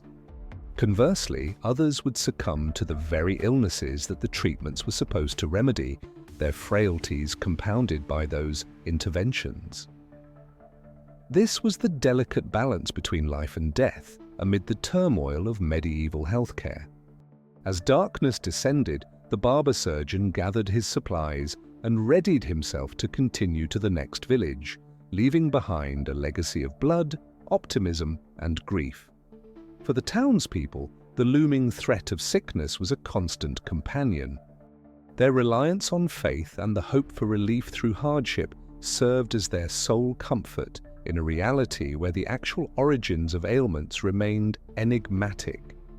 Amid the quilted fields and lush ancient woods, another settlement appeared. Its thatched roofs and unpaved paths bore a striking resemblance to those just departed. Here, too, the familiar signs of widespread diseases were etched into the fatigued faces of the locals. a young mother held her ailing child, whose face was red and slick with perspiration. The mother's own eyes were sunken from fatigue and sorrow, having already mourned the loss of 2 children to the unyielding embrace of dysentery the previous summer. The child's abdomen was swollen and tense, racked by cramps as the infection devastated the tiny frame. Nearby, an elderly man sat hunched against the wall of his modest hovel, his breath wheezing in his chest with every effortful inhalation. The unmistakable bloody cough and emaciated figure revealed the toll of consumption, the disease now recognized as tuberculosis, which had claimed countless lives. In the fields outside, a band of laborers labored beneath the scorching sun, their frames gaunt and frail due to the persistent threat of malnutrition. The meager yields and recurring famines rendered them susceptible to relentless illnesses, their immune systems weakened by insufficient sustenance. The inhabitants of this town, reminiscent of many others throughout the medieval era, existed under the pervasive threat of death and disease. Though the names and appearances may vary from one village to the next, the narratives remained hauntingly similar. Lives abruptly halted, families shattered, and communities striving to persevere amid continuous hardship. For the affluent and influential, there existed some degree of respite. Castles and fortified manors provided a semblance of distance from the degradation and squalor of the lower classes. Their residents benefited from somewhat improved nutrition and living conditions. Yet, they too were not exempt from the onslaught of illness, as the prevalence of dysentery and disease among the royal courts of Europe vividly illustrates. Within the monasteries and convents that dotted the countryside, a different kind of struggle against sickness took place. The sick and dying were often cared for by monks and nuns who regarded it as their sacred obligation to bring comfort and aid to those afflicted. The infirmaries in these religious establishments were frequently the nearest semblance to a hospital that many individuals would encounter. Herbal treatments and attentive nursing offered a modicum of relief. Even if the root causes of ailments remained enigmatic within the cloistered walls of the monastery, the spectre of illness and death was never far away. Numerous young apprentices fell prey to the same illnesses that plagued the greater world. Their lives were abruptly halted before they could take their final vows. As the barber surgeon arrived in this new town and set up his makeshift stall in the marketplace, a fresh cycle of hope and despair began anew. The residents here, akin to those in countless other hamlets, were yearning for any sign of relief, any opportunity to postpone the inevitable arrival of death for just a bit longer. Thus the sick and suffering, both young and old, approached, placing their faith in the rudimentary instruments and untested cures of the traveling healer. Some would experience a momentary alleviation from their afflictions, their confidence in the efficacy of medicine temporarily restored. Others, weakened by the very treatments intended to help them, would ultimately fall victim to the onslaught of infections and diseases, their remains contributing to the escalating toll of medieval existence.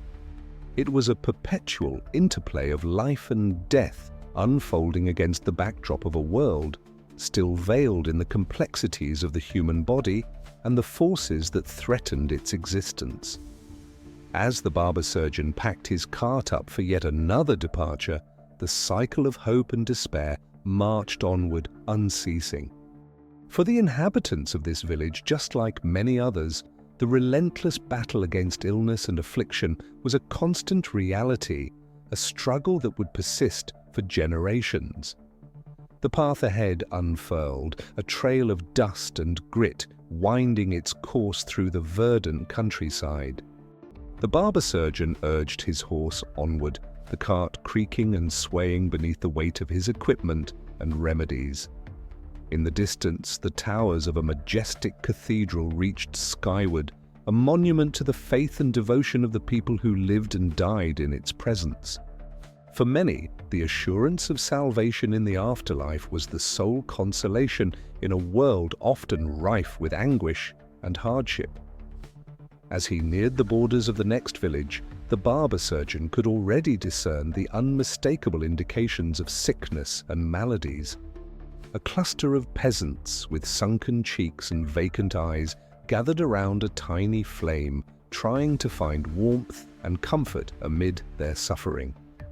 An elderly woman, her skin marked by the distinct rash of typhoid fever, lay trembling on a makeshift bed of straw, surrounded by her family in a silent vigil of prayer and despair.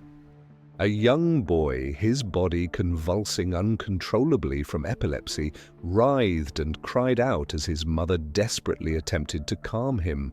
These were the poignant images of life in the Middle Ages, a time when the shadow of illness and mortality loomed ever close.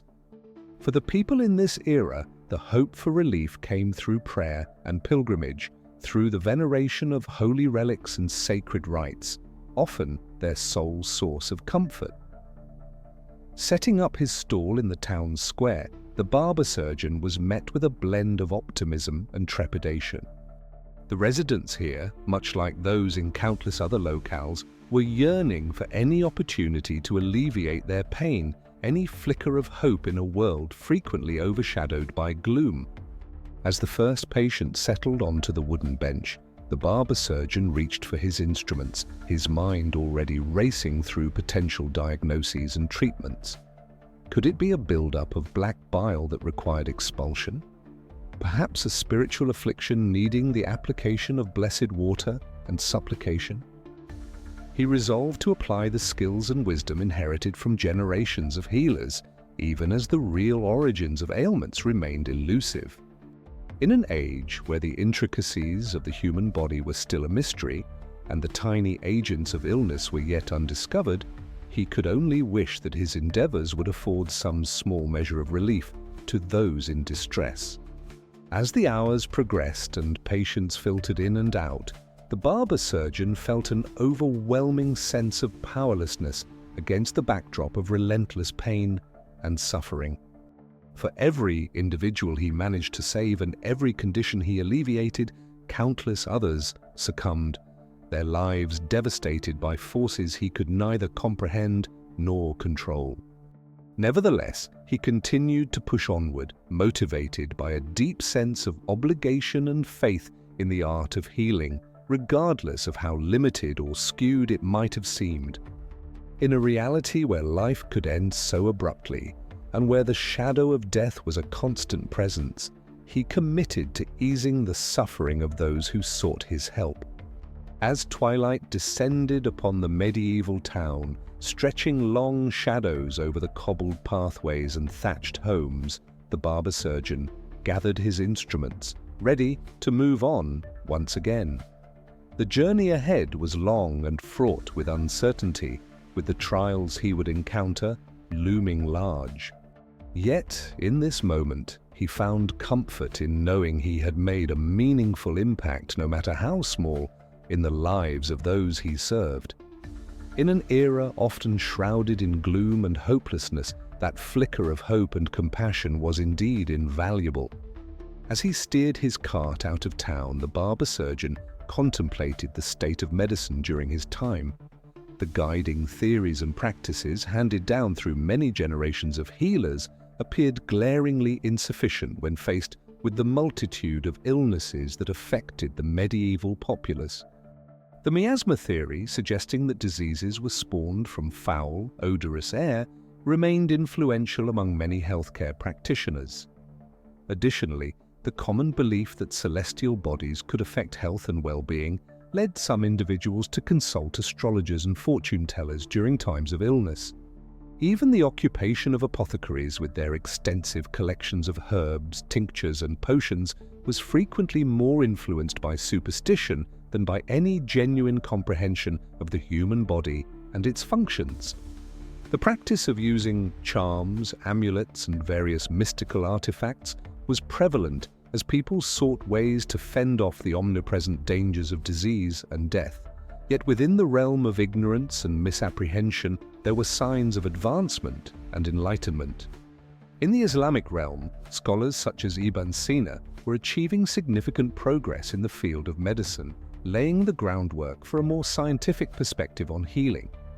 The formation of medical schools, like the one in Salerno, Italy, represented a notable step forward, offering a structured system for education and training to those aspiring to become healers. The rediscovery and study of the works of ancient physicians like Galen and Hippocrates were reviving insights into the human body's functions that had been lost throughout the centuries. However, for the barber surgeon, and the overwhelming majority of individuals living in the medieval era, these advancements were still a distant reality. The truth of their existence was one of a perpetual struggle against the ravages of illness, with aspirations hinging on the expertise of wandering healers and the efficacy of prayer. As the barber surgeon traversed the winding roads, he could only wish that his efforts, no matter how minimal and flawed, were contributing positively. He hoped the knowledge and skills he imparted to his apprentices would one day lay the foundation for a healthier, improved world for all. The journey ahead was lengthy and uncertain, filled with numerous formidable challenges. Yet, with every village he visited and each patient he treated, the barber surgeon realized he was playing a role in the intricate tapestry of human history, a history marked not only by suffering and grief, but also by hope, determination, and an insatiable desire to heal and be healed. And so he continued on, his cart creaking and swaying under the burden of his tools and remedies, his heart weighed down by the responsibilities of his vocation. The road stretched ahead of him, a dusty path filled with both uncertainty and potential. In a small village in Germany, a flicker of optimism began to emerge amid the pervasive suffering caused by illness. The village leaders had initiated some basic public health measures after noticing that dirt and inadequate sanitation were linked to the spread of sickness. Basic drainage systems were created to divert waste from living areas, and residents were encouraged to keep their animals away from their homes. Meanwhile, the local monastery had started to stress the significance of hand-washing and hygiene among the monks, a practice that gradually began to permeate the local population. Although these initiatives were simple and limited in scope, they represented a significant change in perspective. Instead of relying exclusively on divine intervention or the mystical treatments provided by wandering healers, the villagers were beginning to take tangible steps to curb the spread of disease. It was a modest triumph in the broader context, a small beacon of light amidst the overwhelming darkness of medieval ignorance and superstition. Yet it served as a launch pad, a groundwork on which upcoming generations would steadily build. As the years rolled by and the barber surgeon continued his journey, he started to observe subtle transformations in the villages he encountered. Increasingly, he discovered communities embracing fundamental sanitation and hygiene practices, their streets a tad cleaner, their air marginally fresher. This was a gradual and inconsistent evolution, often met with resistance and doubt from those who clung to antiquated beliefs.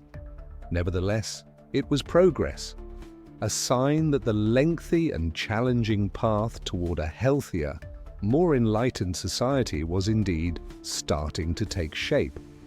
For the barber surgeon, these changes evoked mixed feelings of hope and sadness. He envisioned a future filled with hope, one where the afflictions of illness could perhaps eventually be conquered through the enlightenment of knowledge and rational thought. Yet he understood that he would not witness this future himself. His own life was approaching its conclusion, his body worn down by the numerous struggles and hardships of his lengthy and arduous journey. Reflecting on his years dedicated to the healing arts, the multitude of individuals he had impacted, and the pain he had sought to alleviate, he felt a blend of pride and humility. He had given his utmost to the pursuit of healing, even amidst the challenges of overwhelming ignorance and despair. Now, as he readied himself to pass his wisdom and tools to a new cadre of healers, he could only hope that they would continue his legacy, building on the small yet essential groundwork he and his fellow pioneers had established. The path ahead remained long and fraught with uncertainty, with numerous daunting challenges. Yet with each passing year, and every minor victory against the pervasive shadow of illness, progress was being made toward a brighter and healthier tomorrow. Thus, the barber surgeon, at the close of his journey, could find peace in the knowledge that he had contributed, no matter how small, to the great and ongoing pursuit of life and well-being amid the unknown. As the scene faded, the sound of the horse-drawn cart diminished into the distance, bringing us back to the present day. The world we inhabit today, with its advanced medical understandings, hospitals, clinics, antibiotics, and vaccines, starkly contrasts with the bleak and uncertain era of the medieval barber surgeon. Yet as we contemplate the progress we've achieved, it is equally crucial to recognize how much further we still have to travel. Even amidst our contemporary advancements, disease and affliction continue to pose a constant threat, reminding us of our vulnerability and the limits of our comprehension. In numerous areas around the globe, individuals continue to exist and perish under conditions reminiscent of the medieval peasant's plight. Their lives are plagued by poverty, malnutrition, and a lack of access to essential healthcare services. Even within the most advanced nations, the threat of epidemics, persistent illnesses, and health inequities looms large. Thus, as we prepare to rest, our minds filled with the tales and images of a challenging and distant era, let us not overlook the obstacles that remain ahead. The journey toward achieving genuine health and well-being for everyone is far from complete. It will require the commitment and hard work of numerous healers, researchers, and ordinary individuals to bring this vision to fruition. Just as the medieval barber surgeon discovered hope and purpose in his vocation, despite the daunting circumstances, we too can draw strength and inspiration from knowing that we are engaged in a significant and ongoing battle. A battle aimed at alleviating suffering, fostering understanding, and creating a healthier and better world. The barber surgeon's arrival stirred a mix of optimism and concern within the town. On one side, residents were eager for any kind of medical assistance amidst so much pain and loss. The very presence of someone who claimed to possess healing abilities provided a boost of morale. Yet, an underlying sense of apprehension was palpable. Barber surgeons were known for their tendency to inflict more harm than healing through their crude and often painful methods. As the barber surgeon established his makeshift practice in the town square, a line of townsfolk swiftly formed, each anxious for their turn. Many approached out of sheer desperation, willing to do anything to alleviate the suffering of their loved ones. Others sought relief for more common ailments like toothaches or lingering headaches. Little did they realize that even routine interventions could turn fatal in the hands of an untrained medieval practitioner. The barber surgeon executed his tasks with practiced swiftness, his razor-sharp instruments glinting in the sunlight. One of his preferred treatments was bloodletting, a method of removing excess or unhealthy blood from the body in hopes of restoring equilibrium. He asserted that it could heal a range of conditions, from fevers to sadness. In truth, this practice merely debilitated those who were already weak and unwell, occasionally resulting in shock due to blood loss. At times, the barber surgeon would resort to using leeches, convinced that these slimy creatures could draw out illness. He would place them on the patient's skin and wait for them to fill up with blood. Removing the leeches frequently caused additional bleeding and left patients with sore, itchy wounds. It's no surprise that many individuals dreaded a visit to the barber surgeon more than their actual health issues. For those grappling with mental health problems, the barber surgeon might try trepanation, which involved boring holes in the skull. The prevailing belief was that this procedure would liberate evil spirits or relieve pressure in the brain. In reality, such methods often resulted in infection, brain damage, and death. This starkly illustrates just how limited the understanding of the human body and mind was during medieval times. Despite the gruesome nature of these treatments, the barber surgeon was often the sole option for those who fell ill. Trained physicians were scarce and usually catered only to the wealthy elite. Monasteries provided some care for the sick, but they were frequently overwhelmed and lacked resources. For the majority, the choice was to either endure in silence or gamble on the local healer, regardless of how perilous or misguided their techniques might be. As news of the barber surgeon's availability spread, more desperate villagers came seeking his assistance. Some left feeling relieved, convinced that the painful procedures had been beneficial. Others were not as fortunate. In the days and weeks that followed, many who had undergone bloodletting or leeching began to deteriorate, becoming weaker and developing higher fevers. For some individuals, a trip to the barber surgeon marked their final farewell. This serves as a sobering reminder of the stark realities of life during the Middle Ages. In an era when even the slightest cut could result in a lethal infection, and when epidemics like the plague could decimate whole populations, people resorted to any means they could for a chance at survival. The barber surgeon, armed with rudimentary tools and flawed understandings, provided a faint glimmer of hope amid a landscape filled with dread and misery. Tragically, the reality was that more often than not, medieval medicine caused more harm than healing. Lacking a proper grasp of disease etiology, healers operated in the dark, speculating on treatments, frequently exacerbating the patient's conditions instead of remedying them.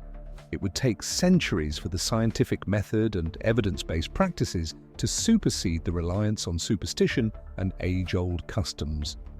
Until that time arrived, countless individuals lost their lives to ailments that were treatable, often due to good intentions that culminated in fatal outcomes. As the barber surgeon finished packing his instruments and set off to the next village, the community was left grappling with the results of his intervention. Some would heal from their rudimentary procedures and see themselves as fortunate, while others would fall victim to infection or excessive blood loss, leaving families in mourning and a pervasive sense of helplessness. This scenario repeated itself throughout medieval Europe, highlighting the remarkable resilience of the human spirit in the face of overwhelming adversity. For those who lived through it, the specter of illness and mortality was an ever-present reality, shaping every facet of medieval existence, from faith to social systems. In a world where any day could potentially be their last, people clung to beliefs, superstitions, and a fervent hope that somehow, against all odds, they might endure. This perspective is challenging to grasp from the safety of our modern lives. Yet, even today, despite our medical advancements and scientific understanding, we are not invulnerable. The COVID-19 pandemic has sharply highlighted how delicate our hold on health and existence truly is. It resonates with the historical fears and anxieties that plagued medieval societies during outbreaks of disease. This experience serves as both a reminder of the remarkable progress we've achieved and a call to remain modest in the face of nature's immense power.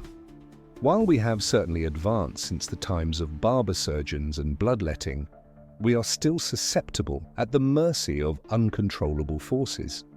Our medieval forebears understood that life is fragile and that each moment is to be valued. When reflecting on the harsh truths of medieval medicine, it's tempting to feel a sense of superiority, a belief that we have triumphed over illness and mortality. Yet the reality is far more nuanced. Yes, we have made phenomenal advancements worthy of pride, saving immeasurable lives. Nevertheless, it's crucial to remind ourselves that we are engaged in a prolonged and ongoing struggle, one against sickness and suffering that has persisted for centuries. In this battle, the resilience and bravery of our ancestors is something we should admire and honor. They confronted unimaginable challenges with dignity and determination, finding glimmers of hope and purpose, even in the bleakest situations. This is a legacy we embrace, a testament to the enduring human spirit, even amid great hardship. As we prepare to sleep, let's take a moment to remember those who preceded us, the countless individuals who endured suffering and perished in an era without contemporary medicine. We should pay tribute to their memories by valuing the extraordinary blessing of health and life that we enjoy today. Moreover, let us tackle the trials of our own era with the same strength, bravery, and hope that helped our ancestors navigate the darkest chapters of the Middle Ages. As the barber surgeon gathered his instruments and set off for the next village, he left behind a wake of anguish and uncertainty. The local residents were left questioning the effectiveness of his treatments, many of which appeared to inflict more harm than help. The method of bloodletting, in particular, drew skepticism and ignited passionate discussions. The rationale behind bloodletting was its belief in purging the body of bad blood to restore harmony among the humors. In practice, however, it frequently left patients feeble and more susceptible to additional illnesses. A common sight during medieval times was that of a pale, lethargic patient adorned with numerous incisions on their arms. Leeching was yet another widely accepted remedy that often did more damage than good. These small, slimy creatures were placed on the skin with the expectation that they would siphon out bad blood and promote healing. Yet many patients described the procedure as painful and distressing, and the significant blood loss frequently left them feeling exhausted and frail. Perhaps the most alarming of all medieval medical practices was trepanning. This involved boring a hole in the patient's skull to expel evil spirits or relieve pressure on the brain. It's frightening to contemplate the sheer dread that individuals must have experienced as they lay on the table, observing the barber surgeon approach with his rudimentary drill. Despite the sincere efforts of medieval practitioners, many individuals suffered immensely due to their interventions. An absence of adequate training and comprehension of human anatomy meant that treatments were often erroneous and hazardous. It wasn't uncommon for patients to develop infections from unsterilized tools or to endure adverse reactions from toxic remedies. One such patient was a young woman named Matilda. For weeks, she had battled a lingering cough and fever, and her family had grown desperate for a remedy. They took her to the local apothecary, who recommended a mixture consisting of various herbs and animal parts. Matilda faithfully consumed the noxious liquid, but instead of improving, her state deteriorated. She began to suffer from excruciating sores in her mouth and throat, and her fever climbed to perilous heights. Her family watched in anguish as she writhed in pain, powerless to alleviate her suffering. Tales like Matilda's were alarmingly prevalent during medieval times. The miasma theory, positing that diseases arose from contaminated air, misguided many in their pursuit of remedies. They would incinerate fragrant herbs and carry pomanders filled with scents, believing that these actions could fend off illness. Unbeknownst to them, the true threats were the invisible microbes that thrived in the filth and decay characteristic of medieval life. Monasteries and apothecaries often served as hubs for healing during this era. Monks and nuns cultivated medicinal herbs in their gardens and concocted treatments for the ailing. They felt it was their sacred obligation to care for the sick, believing that their acts of compassion were a way to serve God. Nonetheless, even these well-meaning practitioners operated with a limited understanding and scarce resources. They heavily depended on ancient manuscripts and time-honored remedies, many of which lacked scientific validity. Furthermore, they did not possess the basic knowledge of hygiene and sanitation that we consider standard today. Despite the earnest efforts of medieval medical practitioners, the impact of widespread diseases was overwhelming. dysentery, typhoid fever, smallpox, and tuberculosis posed constant threats to the population's health and safety. These illnesses would ravage entire communities, leaving behind a path of pain and death. The symptoms of these diseases were often terrifying and agonizing. For instance, dysentery resulted in severe diarrhea and painful abdominal cramps, leaving sufferers severely dehydrated and weak. Smallpox, by contrast, produced a rash of painful blisters that could leave lasting scars on those who survived. Families frequently faced relentless misfortune, suffering the loss of numerous members to the same illness. It was all too common for parents to lay to rest several of their children before they ever reached adulthood. The emotional burden of such bereavements was incalculable, enveloping entire communities in sorrow and anguish. The proliferation of endemic illnesses was driven by a convergence of factors. Inadequate sanitation and a scarcity of clean water allowed disease-causing microorganisms to spread effortlessly from one individual to another. Malnutrition and famine compromise people's immune defenses, rendering them more vulnerable to various ailments. Additionally, the cramped living conditions typical of medieval times, where multiple families often occupied the same small spaces, facilitated the rapid transmission of diseases throughout entire households. Even those in authority were not shielded from the onslaught of illness. Military forces were frequently weakened by outbreaks of dysentery and other ailments, making them susceptible to loss in combat. Monarchs and their courts, despite their riches and status, could also succumb to the same diseases affecting their common subjects. The tale of King Richard III of England exemplifies the impact of endemic diseases on even the most influential figures. Renowned for his tactical acumen and military capability, Richard ultimately fell victim to a simple case of dysentery. During a battle against Henry Tudor in 1485, Richard became ill with the disease. In spite of his determination to endure the pain, his condition deteriorated day by day. On the day of the conflict at Bosworth Field, Richard was so weakened that he required assistance mounting his horse. Throughout the fierce fighting, Richard displayed remarkable bravery, yet his physical condition could not withstand the disease ravaging his body. He was ultimately slain in battle, with his corpse left to decay on the field.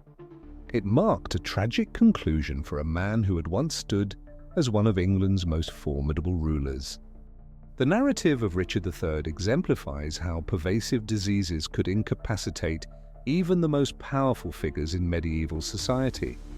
Illness did not discriminate, and the looming threat of disease loomed large over everyday existence. In such dire circumstances, it is understandable that many individuals sought refuge in religion and superstition for solace and direction. The effectiveness of prayer and the veneration of sacred relics were regarded as a final means of support for those who had tried every other solution. People would undertake pilgrimages to sacred locations in hopes of finding relief from their ailments, or carry protective talismans and amulets to fend off malevolent spirits.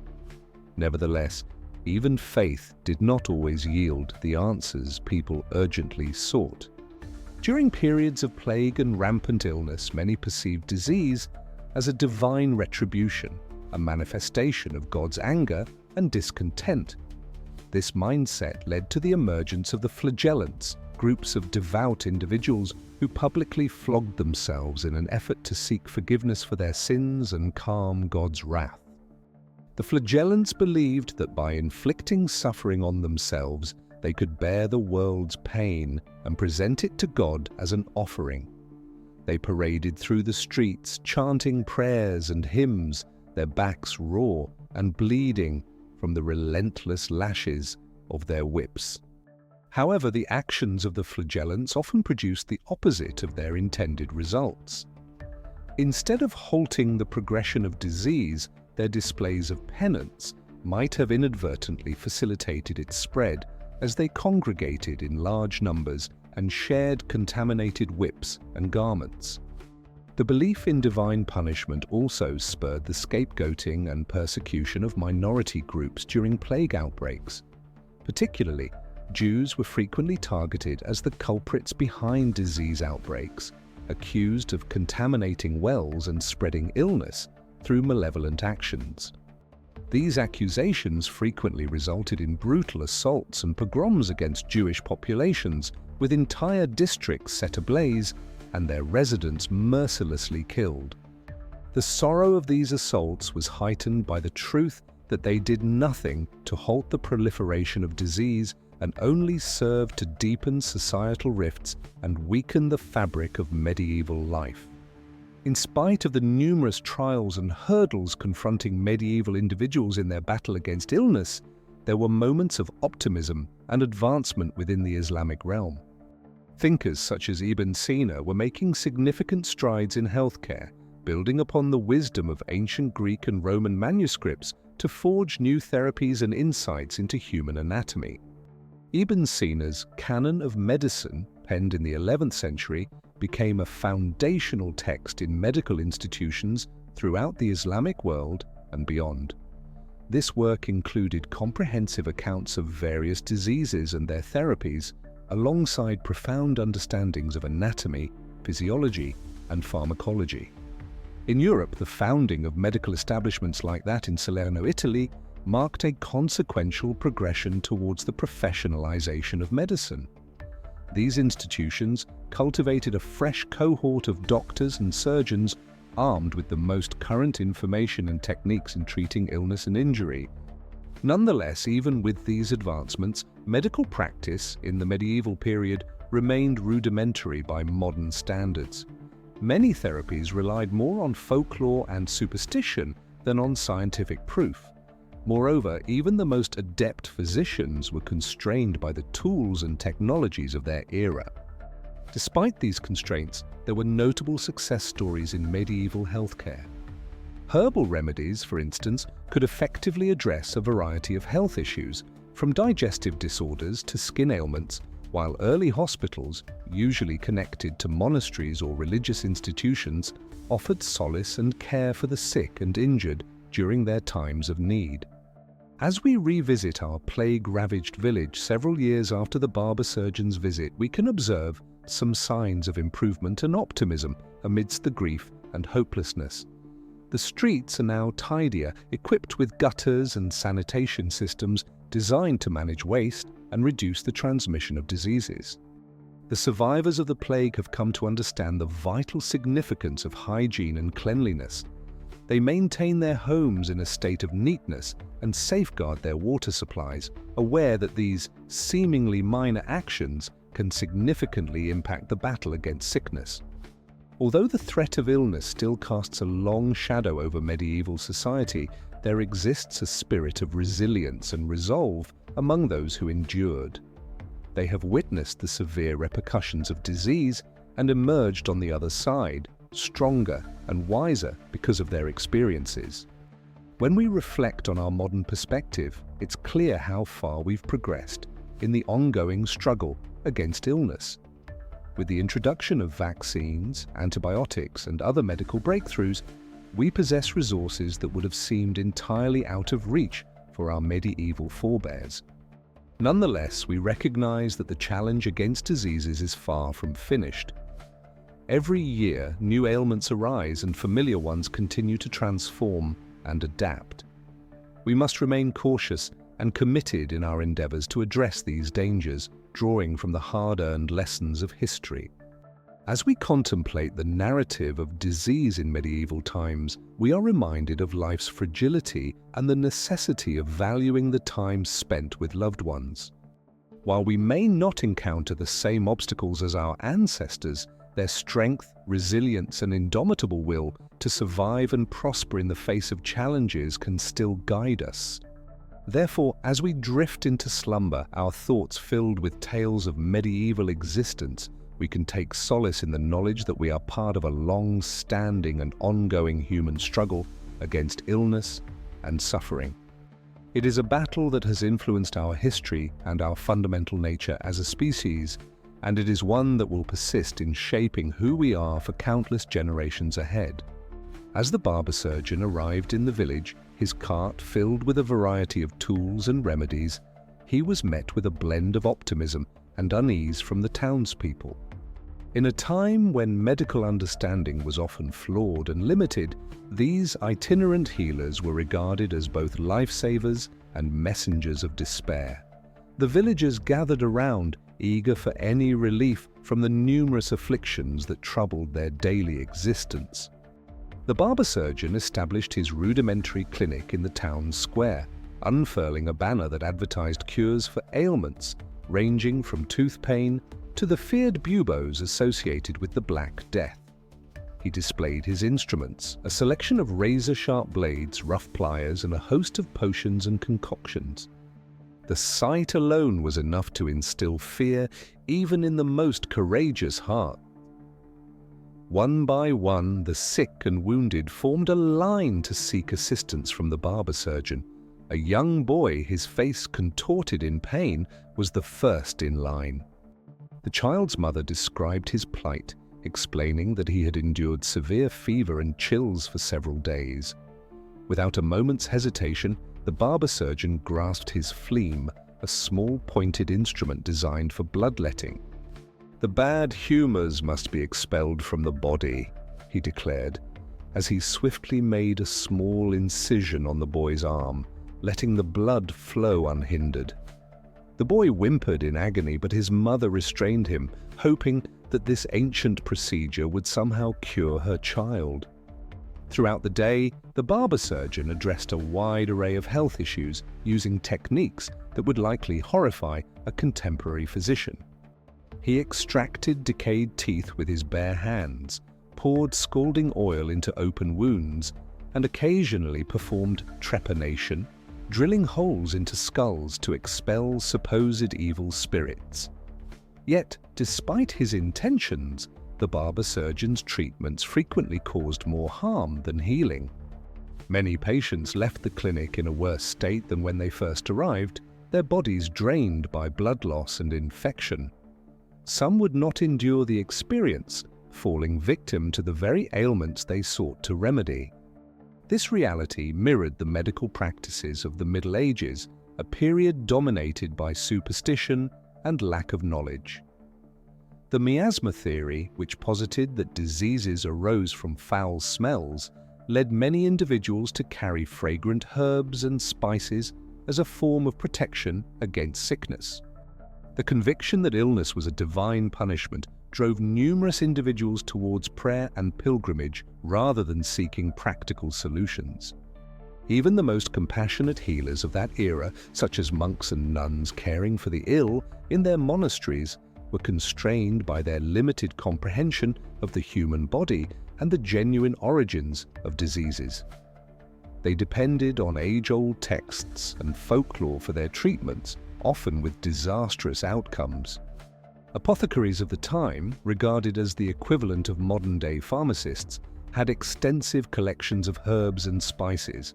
They provided remedies for a variety of ailments, from headaches to heart issues, yet many of their mixtures were barely more than placebos or even toxic. Lacking any form of regulation or standard practices, the effectiveness and safety of their concoctions could differ dramatically. As the barber surgeon packed up his equipment and headed to the next town, the villagers were left to reflect on their uncertain futures. Some would manage to recover, their bodies miraculously finding the resilience to combat infections and diseases. Others would not be as fortunate, their lives abruptly ended by the harsh realities of medieval medicine. For the vast majority in the Middle Ages, falling ill was a cause for dread. With little understanding of how diseases spread or how to treat them effectively, they were entirely at the mercy of fate and the questionable expertise of contemporary healers. It was a time when a mere scratch could be fatal, and a fever might foretell the end of a life. And yet, amid such bleakness, there were signs of optimism. In the Islamic realm, thinkers like Ibn Sina were pioneering extraordinary advances in anatomy and physiology, establishing the groundwork for contemporary medicine. In Europe, the formation of early medical institutions, such as the one in Salerno, Italy, suggested a more hopeful future. Nonetheless, for the average person in the Middle Ages, these innovations were still far off. They persevered through traditional practices, facing a relentless struggle against the invisible forces of illness and decay. In that era, falling ill frequently equated to confronting the very genuine chance of death, a fate that felt almost unavoidable in a world rife with hazards and unpredictability. Reflecting on this dark period in our history, one cannot help but express gratitude for the medical advancements and resources available today. We often take for granted the antibiotics, vaccines, and surgical procedures that have preserved countless lives and transformed our approach to treating ailments and injuries. Yet, despite our significant advancements, we remain susceptible to nature's whims and the vulnerabilities of the human condition. The COVID-19 pandemic underscored this reality, reminding us of a time when a solitary virus could collapse society. In many ways, the narrative of medieval medicine serves as a cautionary tale, illustrating the journey we've traversed and the lessons that still await us. It tells of human tenacity in the face of overwhelming challenges and of the ongoing quest for healing and optimism, even in the bleakest circumstances. As we prepare to drift into slumber, let us envision a future where diseases and suffering are merely distant thoughts, where the insights of yesteryear blend seamlessly with modern understanding to foster a realm of health and harmony. Ultimately, the saga of medicine encapsulates our collective story, a narrative of trials and triumphs, an endless pursuit to unravel the enigmas of existence.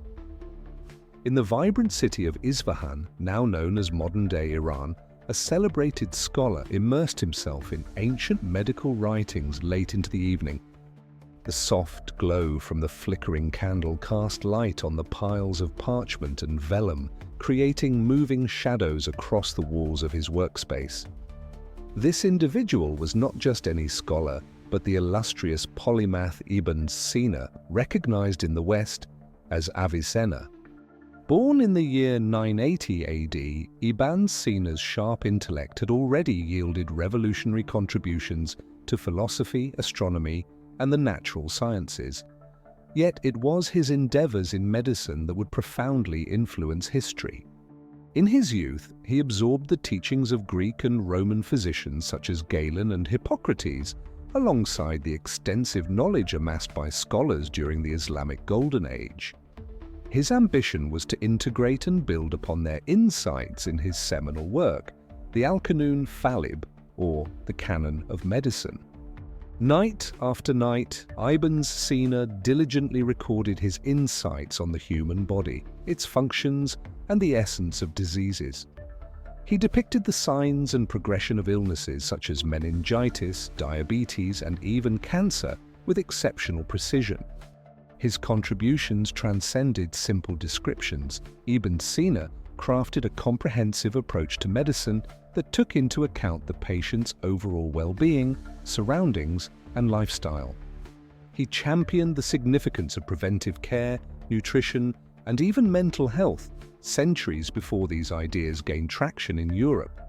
His canon meticulously organized medical knowledge into a structured system, categorizing ailments by their underlying causes and the organs they impacted.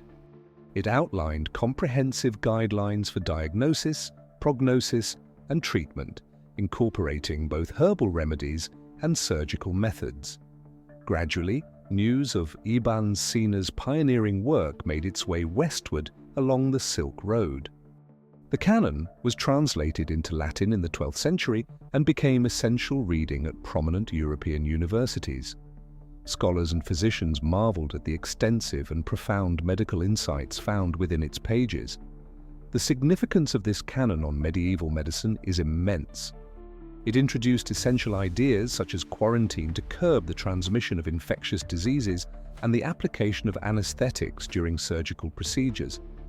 Ibn Sina's careful documentation of pharmacological substances and their impacts laid the groundwork for the evolution of medicinal chemistry. His focus on clinical observation and empirical evidence directed medical practice away from superstition towards a more scientific methodology. Yet, it must be noted that Ibn Sina's work had its critics and shortcomings. Certain theories, such as the idea that humors controlled human health, would ultimately be disproven, and the complexity of the canon may have hindered some areas of original research.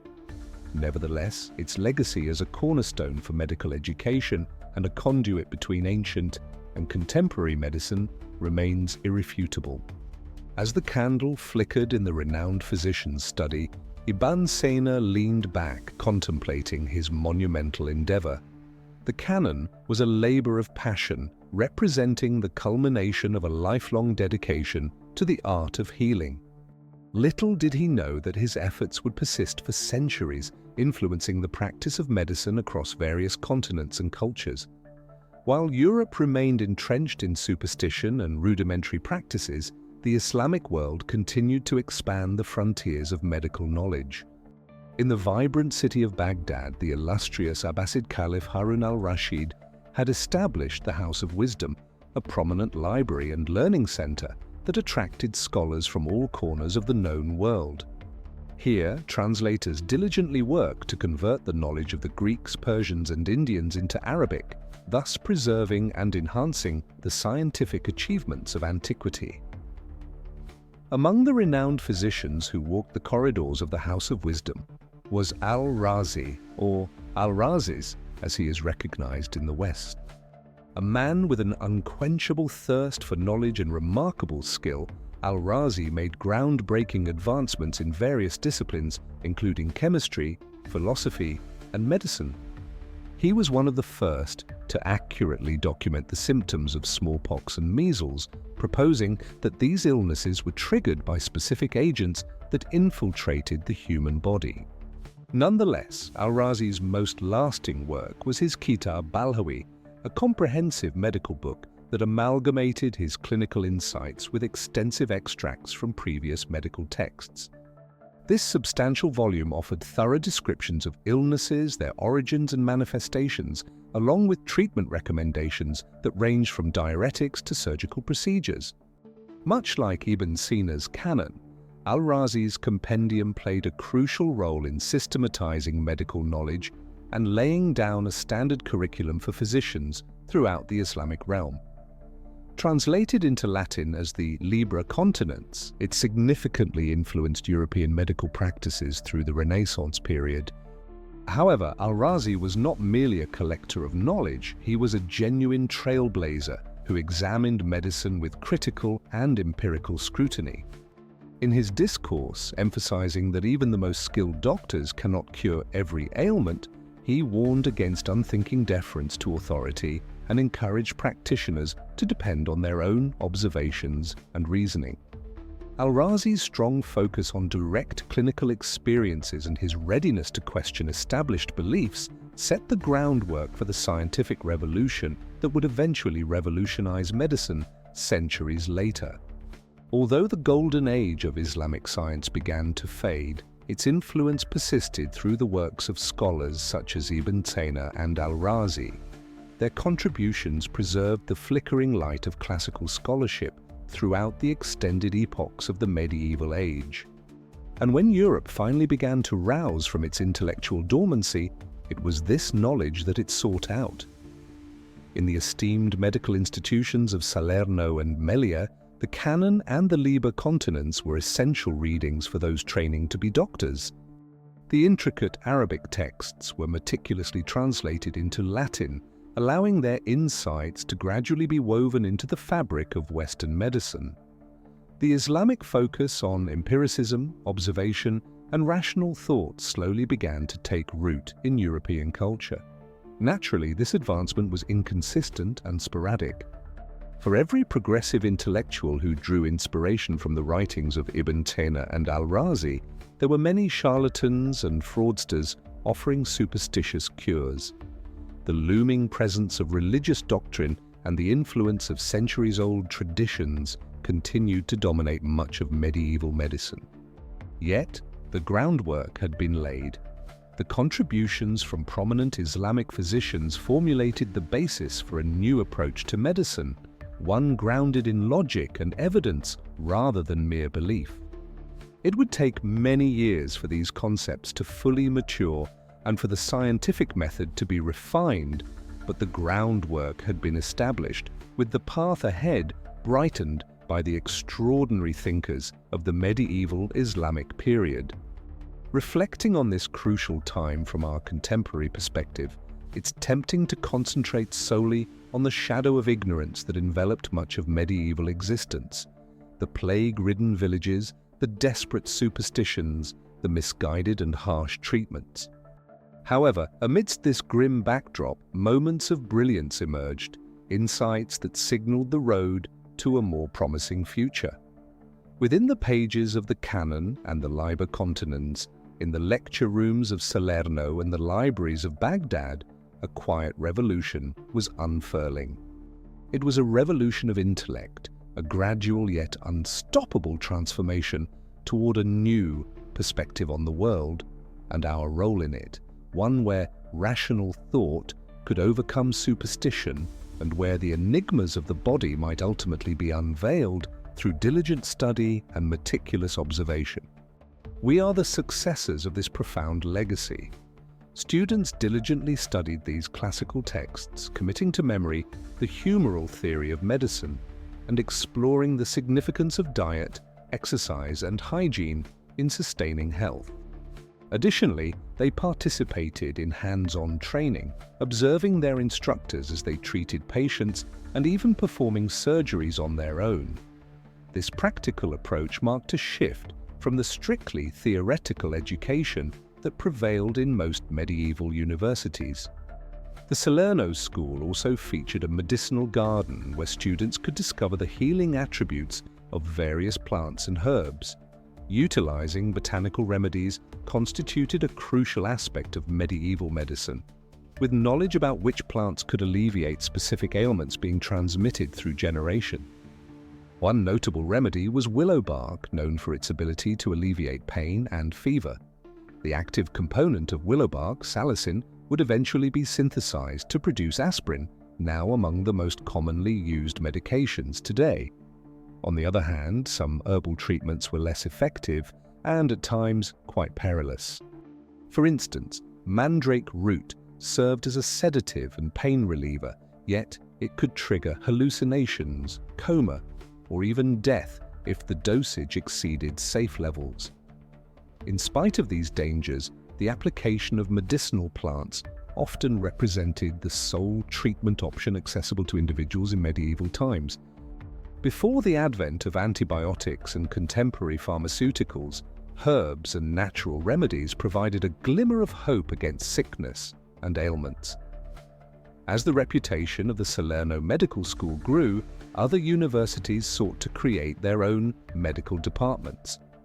The University of Montpellier in France, established in the 12th century, emerged as another significant hub for medical education.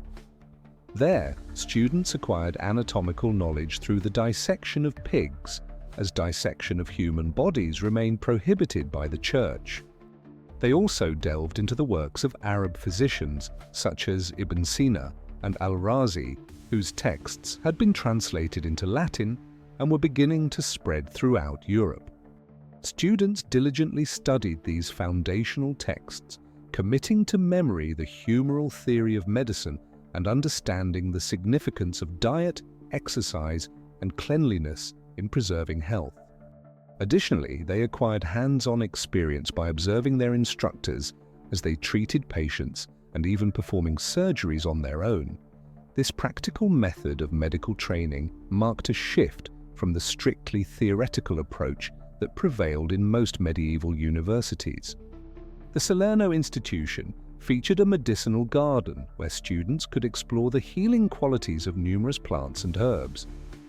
The application of botanical remedies constituted a crucial aspect of medieval medicine, with knowledge about which plants could alleviate which ailments being passed through the generations. One example of such a remedy was willow bark, commonly used to alleviate pain and fever. The active compound in willow bark, salicin, was later synthesized to produce aspirin, now one of the most frequently utilized medications in contemporary society.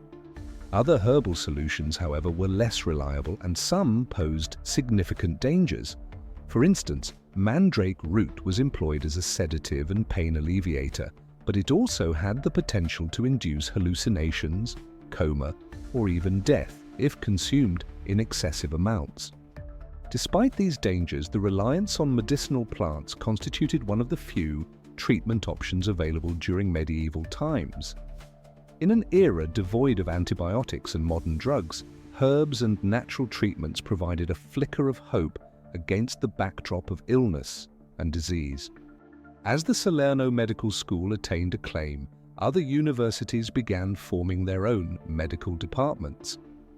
Established in the 12th century, the University of Méliès in France developed into another key hub for medical education. There, students learned anatomy through pig dissections, since human dissection remained prohibited by the Church. They also engaged with the writings of Arab physicians like Ibn Qena and al-Razi, whose works were translated into Latin and starting to spread throughout Europe. These minor improvements in medical training and understanding provided a flicker of hope in the often grim reality of medieval healthcare. However, for most individuals, existence continued to be a relentless battle against illness and untimely death. As we conclude our exploration of medicine's history during the medieval era, we return to that quaint village where our narrative commenced. Time has elapsed since the plague first invaded, taking countless lives. The village has evolved in subtle yet meaningful ways. The streets are noticeably cleaner, equipped with gutters to remove waste and debris. The local monastery has set up a modest hospital for the ill, offering care and solace in their final days. Nevertheless, the shadow of sickness and death still casts a long pall over daily life. Children fall victim to dysentery and smallpox, while tuberculosis and other endemic ailments claim adults. Life expectancy remains tragically low, with few reaching their 50th year. Yet amidst the survivors, there exists a spirit of resilience and resolve. They persist in tending to their crops and families, discovering moments of happiness and laughter amid their struggles. They remember their loved ones who have passed and cling to the hope that one day conditions will improve. As we consider the medical practices of the medieval period, it's easy to adopt a sense of superiority from our contemporary viewpoint. We possess antibiotics, vaccines, X-rays, MRIs, sterile surgical methods, and potent pain relievers. Yet, we are also confronted with new challenges: chronic illnesses, antibiotic-resistant superbugs, and the constant danger of global pandemics. While we have progressed significantly, we still wrestle with the same core questions that faced our medieval predecessors. How can we ease suffering? How can we extend life? How do we find meaning and purpose in light of our own mortality? Ultimately, one of the greatest insights we can draw from the history of medieval medicine is one of humility and empathy. We are all susceptible to the ravages of illness, and everyone deserves access to the finest care and treatment, irrespective of their status in life. Thus, let us pay tribute to the memories of those who came before us, the healers, the patients, the champions, and the casualties. Let us strive for a future where health is recognized as a right rather than a privilege. If you found this prolonged segment of dullness beneficial, please consider expressing your appreciation through a like and a subscription. Your engagement, no matter how quiet it may be here in Dreamland, is greatly valued. Wishing you restful, history-infused dreams. Good night.